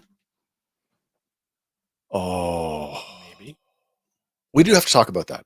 We have to talk about RonCon. Because first of all, I don't have enough background to be able to talk about RonCon on my own. Me neither. However, we're going to do it. Okay. I've committed us to doing a convention. Uh-oh. Yeah. Sweet. I hope you're okay with that. Sure, why not? It's going to be fun. Karaoke. I don't know. I mean, I think you could pull it off. I would need Daniel LaRusso's Halloween costume in order to do it because I'd need a shower so that I can have the illusion that nobody's looking at me. Right? What are you doing on here then? Or just put a bunch of tinted. Well, like I know they're out there, but I can't see them. So to me, I'm just sitting in a room with you. Fair enough. Right? And I can be as goofy as I want to be. You know how it is. Yep. It's like MacGyver without the quick fixes. And if Matt kicked the crap out of everyone. Yeah, it is very much like that. Josh says he wishes he could go. Wish I could go. Yep. Finger red number 1. What part of the world are you in? Alabama. Yeah, we know that. Yeah, he's over in Alabama. Mm-hmm. So this next one is a follow-up to one that was kind of hinted at last week. Yep. The set painter had leaked information, and this week, Max has confirmed Velma will not be coming back. Right. Okay, well, that Halloween special that just got released last week. That's the end of it. That's the final episode. So this should come as no surprise. I have not watched a single episode. I probably won't. I have it on my list to watch. Yep. But I haven't got through it yet. Have you started it? I started the first 30 seconds to add it to my watching list. Just so that it's there. Yeah. So you can just hit continue. Yeah. Basically. Okay, that's fair. So yeah, no season 3. No, not for me either. This next one's kind of neat, but Green Day has announced that they are going to release a demastered edition of Dookie. I read this, I kind of laughed, and I'm like, no way am I going out of my way to find this stuff. This is for like hardcore fans because they're going to be releasing it on inconvenient formats, like Game Boy cartridges, 3.5 or 3.5-inch floppies, floppy disks, Teddy Ruxpin tapes, Big Mouth Billy Bass. None of these are going to be authentic. They're all going to be reproduction, so it's not going to be an original like Game Boy cartridge. No, it's going to be a brand new produced. Absolutely. So like the gimmick of this, not only is it going to be very niche. What do we call them? What did they say they call this? Demastered. Inconvenient formats. They're going to be expensive out the yang. You think so? I do. I see this as nothing but a like that's punk rock, man. Is it though? Yeah. Is it? Is it really? It's going to be punk rock if you still have all these items and can access this new version of it. So listen, for those of us here in the show and who are participating out there in the audience as toy people and collector people, I've said a million times, nostalgia sells. Look at everything on that image and tell me what isn't nostalgic about any of that stuff. True. Like it's all nostalgia. And for that reason, people will go after it. And I just see it as nostalgia's fine when it's stuff that they're speaking to me, but this doesn't speak to me. Fair enough. I guess this is love this album. So I like the album too, but I can I can push a button and listen to it. True. And I'm okay with that. Fair enough. Josh says, wouldn't mind having Teddy. Well, they're not going to give you the Teddy. They're going to give you a tape. No, that's the question. Like, because they say you got to enter to win an opportunity to purchase some of these. Dear. So maybe you're going to be buying the full Teddy Ruxpin plus tape. So wait, how many have you done this? And have any of you done this? Have you gone to the store and you couldn't afford a blank tape because a pack of blank tapes was $11.99, but you went to the shitty bargain bin and you pulled out Debbie Gibson's greatest hits for $1. You went home and put cellophane over it. You put cellophane tape on the slots and then recorded over it. Been there, done that. Oh, look, you think you're listening to Debbie Gibson, and next thing you know, it's fucking Megadeth. Yes. This is the best Debbie Gibson album ever. So maybe they will do something similar. At the same time, I have a hard time with destroying a Teddy Ruxpin tape for a Green Day record. True. Do you know what I mean? Like, I would rather, like, if you're going to do that, I mean, do a reproduction of it, make it look a warehouse of Green Day tapes out there. We can just put Teddy Ruxpin labels on them. Exactly. Oh, that's funny. Zazel says that fish can fook all. Yeah, it can. It totally can. As it turns and looks at you weirdly. And sings, basket case. Yes. Oh, Zazel, guilty. Yeah, we've all done it. Oh, Josh says, didn't know you could do that. I didn't know you could do that. Yeah, I learned that one. Yeah, you put a little bit of tape over those knobs. Absolutely. But like, that's because my tape buying experience, tapes came and they didn't have the tabs. Yep. Only when it's like, you pick up the blank tape and compare it and go, there's more plastic here. You press this to make it permanent. Right. If you snap these off, you can't accidentally erase it. Yep. But what if I want to? Well, why would you? You bought the tape. Josh, you had a Big Mouth Billy Bass? I think I still have one. What are those going for on eBay now? I don't know.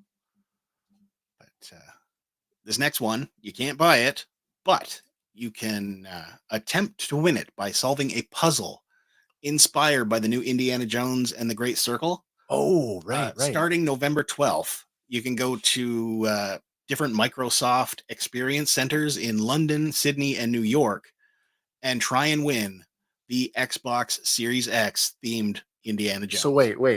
Or the Indiana Jones themed. The UK, the United States, and Australia. So something missing there? Yeah, no love for Canada. No Toronto, Vancouver, Montreal. Like, I know that every time something happens in Canada, I'm going to get shafted because I got to make the trip to Toronto. But it's always Toronto, Montreal, Vancouver. Yep. Not one Canadian city? Nope. None for you. Zazel's got it right. It belongs in a museum. That's right. And Josh says, yes. It's saying, don't worry, be happy. It's saying, don't worry, be happy. Bobby McFerrin. Oh my God. By the way, if you can find it, I saw this, PBS television, Bobby McFerrin, one-man show. He did the entire Wizard of Oz by himself. Really? Very good. Condensed into about, what, half an hour? Cool. It was still very cool. I don't know. I'm looking at this Xbox, though, and sure, it's gold in color. It got the little indie logo, and the controller looks to be, like the brown leather with golden accents. Sure. But as far as Indiana Jones theme, like, it's kind of bland. For me, Indiana Jones, and maybe the visual, what's one of the biggest visuals in an Indiana Jones movie? The whip, the hat. How about travel by map? Ooh. Right? That's true, too. You could have wrapped it in a giant map, and you could have had like a little airplane on it with the red line of where we're going. Like, and if it's to support the game, you could have used the game locations on the map. Mm-hmm. I should be making this thing. Yes, you should. Microsoft. Aye. If I was making it, it'd be shaped like the Grail tablet. Ah, that would be cool too. Mm. That would have been cool. Or even just put some of the artifacts on, like some vinyl. Show me the Shankara stone. Show me the fertility idol. Mm. You can leave the crystal skull off it, but okay. Keep the Grail on there. Yeah, no, exactly. If Bobby McFerrin did the opening theme to the son of the Pink Panther. Even better? Yeah. Let's make one shaped like the Ark. Put some poles you on just that. Put the lid on it, and that's where you load your disc. Yeah. It only works if you put your console down. I don't keep mine in the vertical. Yeah, that's it. I keep mine in the other one. Horizontal. There is a twisted Christmas take on Oz, but she was going to the mall and a credit card got her in. I'm not familiar with this. I don't know. I don't know either. It sounds like you're trying to stop us from trying to win it, so you have a better chance. Nice try. Well, we have a terrible chance because it's not coming to Canada. You're already ahead of the game. I have no chance. If I want to even try to win, I gotta buy a plane ticket. Plane ticket to New York. I could drive to New York. You could. I don't want to drive in New York though. No. I don't like driving in Toronto, man. It was old, like 91-ish. Oh, okay. Okay. Fair enough. But moving on here, we got a few more left. Apparently, DC's third Green Lantern has been confirmed. Aaron Pierre has been cast as Jon Stewart in the upcoming Lanterns film. I'm okay with this. I think it's okay. I'm okay with this. Yep. I mean, I don't have any problems with this. We're never going to get that CW John Diggle version of the Green Lantern, but that's too bad. Okay. That's too bad. Because they did build up to it, right? But, Where's your ring, John? Where's your ring? It's hiding. But, it's going to be Jon Stewart and Hal Jordan and Guy Gardner. Guy Gardner, played by Nathan Fillion, right? Bull Cutner. Yep. Can I make that joke? Am I allowed to make that joke? Sure. Yeah. Nathan Fillion, Bull Cutner. Yep. That's okay. He's fine. No release date or anything. It'll definitely be after Superman and Creature Commandos and everything. But Creature Commandos is still our first. And then I believe Superman and Peacemaker season 2 is first out. Yeah. But, on this day in history, let's have some throwback stuff. Cool. 1943, Penny Marshall was born. Laverne. Yeah. Oh, Laverne.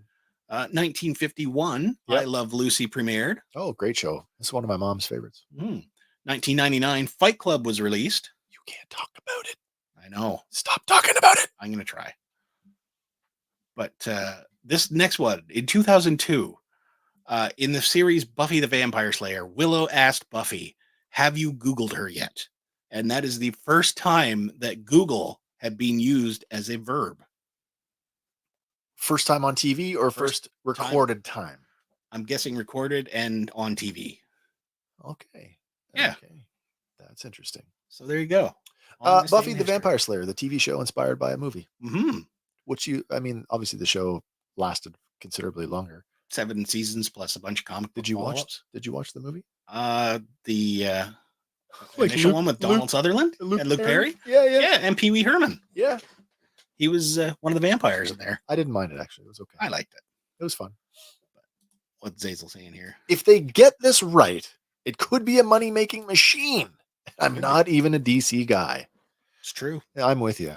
I'm with you on that. Josh never saw Never Fight saw Club. Fight Club. Just to go to talk about that, go back to Zazel's comment for a second. It was you know that even Marvel is taking that less is more approach now. Mhm. I mean, Dialing back. James Gunn, having come from that world, who is already schooled in the Arts of the Marvel Galaxy. machinery, It's true. could sort of have a steady hand on the rudder. Mm-hmm. Hopefully. Follows it up with Fight Club is awesome. Fight Club is awesome. Check it out one time, won't you? Check it out one time, won't you? Nice. So this next one, I guess it leaked today, and it's nothing official. I saw pictures of this last night. This is exciting because Is it for? We don't know if it's for real though. we don't know if it's for real, but there is supposed to be some big announcement coming on October 18th for New York Comic Con. We're just a couple days away, and I really hope that. Well, let's just get to it, then we can talk about it after. So it is possible that the next HasLab project is Yeah. going to be Yeah. the Ecto-1. Judging by the size of that looks like Plasma series. plasma 6-inch. series scale, so 6-inch scale Ecto. But so far, none of these photos are official. No. What it does appear to be is a hybrid with swappable parts, so you can create Ecto 1 Or 2. or 1A. Yep. And I don't know how I feel about that. I mean, yes, I guess it offers me a level of convenience that if I want the 1, I can do that. If I want 1A, I can also do that. Fair enough. But if I want both cars, I got to buy 2. Well, if it's a HasLab, there'll be a limit of 5 per person. Well, it's a HasLab. I'm never going to buy it. And besides, like, first of all, let me just say this. There have been, my Transformer theory or Yeah. my Transformer collecting habit. It has to be better than one I already currently own, have, yeah. right? And that's how it works. I already have the Hot Wheels 118 fully die-cast Ecto 1A. Mm-hmm. And I wasn't going to buy, the O-ring line that we have Yes. yet to see. We've never seen any of the figures. Not up here yet. But we did see the 118 scale Ecto 1, which Mhm. scales pretty closely with my Hot Wheels. And I wanted it. So I bought it. Mhm. And it was under $100. You think this one's going to be $100? No. This will be like Multiples. 3, Probably. 4 maybe. Probably. If the Slimer and the Library Ghost? It looks like Yeah. the Library Ghost. If those are stretch goals, Yeah. do you know what I mean? Like, Did Louis Tully get his figure in the plasma line though? Or is he a possible stretch? Lewis got a figure in the Diamond Select line. Okay, so he hasn't got a Hasbro one yet. He also got his colander head look as well. Hmm.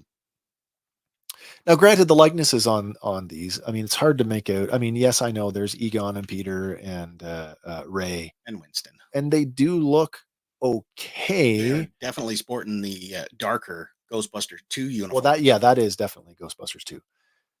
Maybe that's a stretch goal. Could be. A set of movie 1 and a set of movie 2. Mm-hmm. I don't know. Do you think that this will go though? I think so. Meh. Zazel says meh. Meh. Yeah, me too. They just made the best scale Ecto 1 with O-ring figures on the way. I bought that one. I have that one. But now you need the O-ring figures. And I like it. I do have some criticisms though. I wish I had it in my hand because I would show it off. Mhm. There's no chrome on that thing anywhere. They don't even try. Like anything that's should be chromed isn't. It's not No even. chrome? It's not even painted. It's just gray plastic, which is okay from a distance. But when you come in untight on it, oof, like it's to the point where like, I should bring do over I my want to take chrome this? pen. Do I want to take this apart and chrome it up? I might actually want to do that, and I still might do that. What's most jarring is the antenna, Mm. because the antenna just looks like an unpainted piece of plastic, but it is a nice looking car. and it's affordable. Yeah. These are not. But again, HasLab, that's for a very specific. Yeah. For a very, very, yeah, absolutely. Absolutely. Yeah. So we got, we're down to our last couple of items here. This one was late breaking today for me. Wait. Before we move on to this, I will say this. The 1A, and you can't see it because of the way the car is parked, has a scrolling billboard on it. Yes. If that works. Well, in another photo that I did put on here, you can read Ghostbusters across it. So I don't know if it's like a light up sign or something. A light up sign or just like a tampo or something that's put on there too. I would be okay with a light up feature. It doesn't have to scroll as long as it lights up. Because there is a lot of light up features on this, like the headlights, for sure, yeah, the like top siren lights, the rear lights.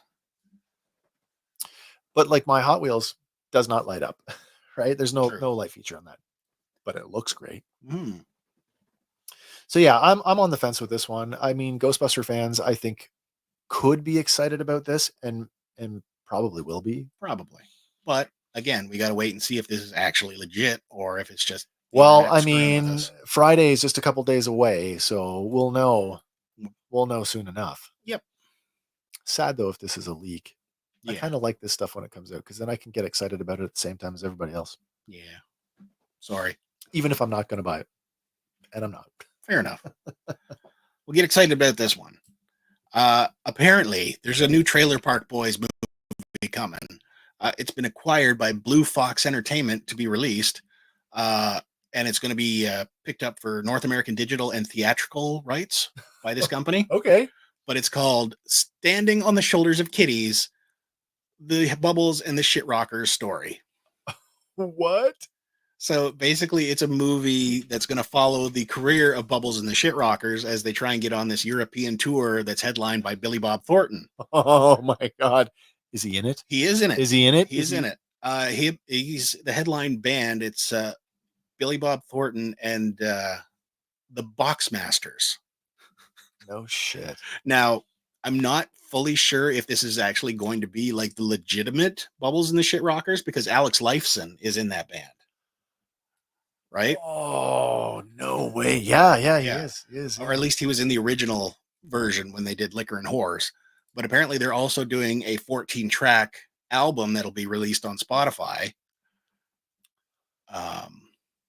Is it all going to be comedy, though? Do you think it'll all be? I think it'll be like a trailer park comedy because the plot says that on their way to get into this tour, they basically get kicked off and then they got to figure out how to make Bubbles' dream come true at the same time, survive and find a way back home. So Bubbles, whose real name is Mike Smith. Yeah. So Mike Smith is an accomplished musician. He was in a rock band. Yep. Do you remember them? They were Sandbox. I think so. Sandbox. They did have some limited notoriety here in Canada. They had a couple of singles. Yeah. They got some heavy rotation on Much Music and Canadian radio. So certainly he can play. But apparently Rolling Stone guitarist Ronnie Wood is also going to be in this. I don't know if he's going to be part of Billy Bob's band or what. Billy and Ron are on the poster. So they are. Now that I look a little closer at it. Yeah. As well, Ricky, played by Rob Wells, and Julian, played by JP Tremblay there. Pat Roach is also returning for it, playing Randy. If actors were wrestlers, these guys are the epitome of kayfabe. Yeah.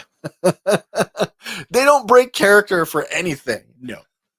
Even in public. True. Yeah. They should just, that's what they should do. Trailer Park Boys, kayfabe the movie. Yeah. I don't know when it's going to be released or anything. That's not been discussed yet, but from the way they're talking about it, it's already been shot and like in the can, and they're just looking to distribute now.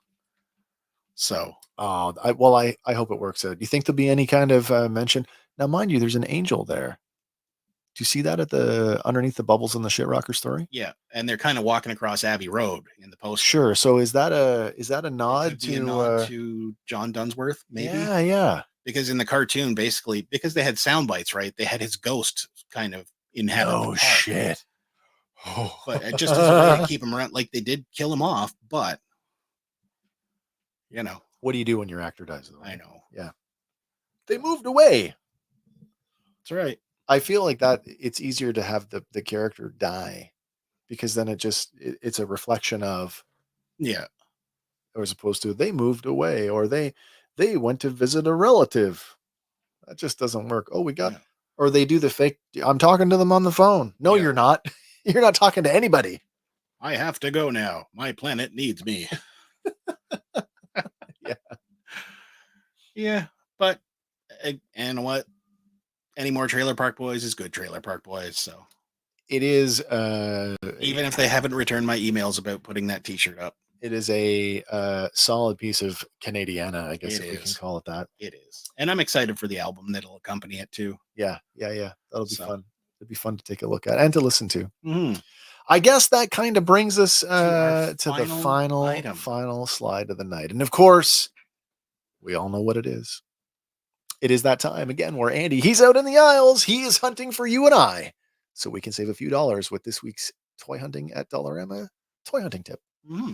What do you got this week, man? This week, you're possibly you're saving really big on the aftermarket, but Hot Wheels Mario Kart cars are showing up for $5 a piece. Oh, nice. Now, generally at Walmart, I believe they're around $8.99. Okay. But if you're looking on Amazon, the Mario car is going to set you back $27.99.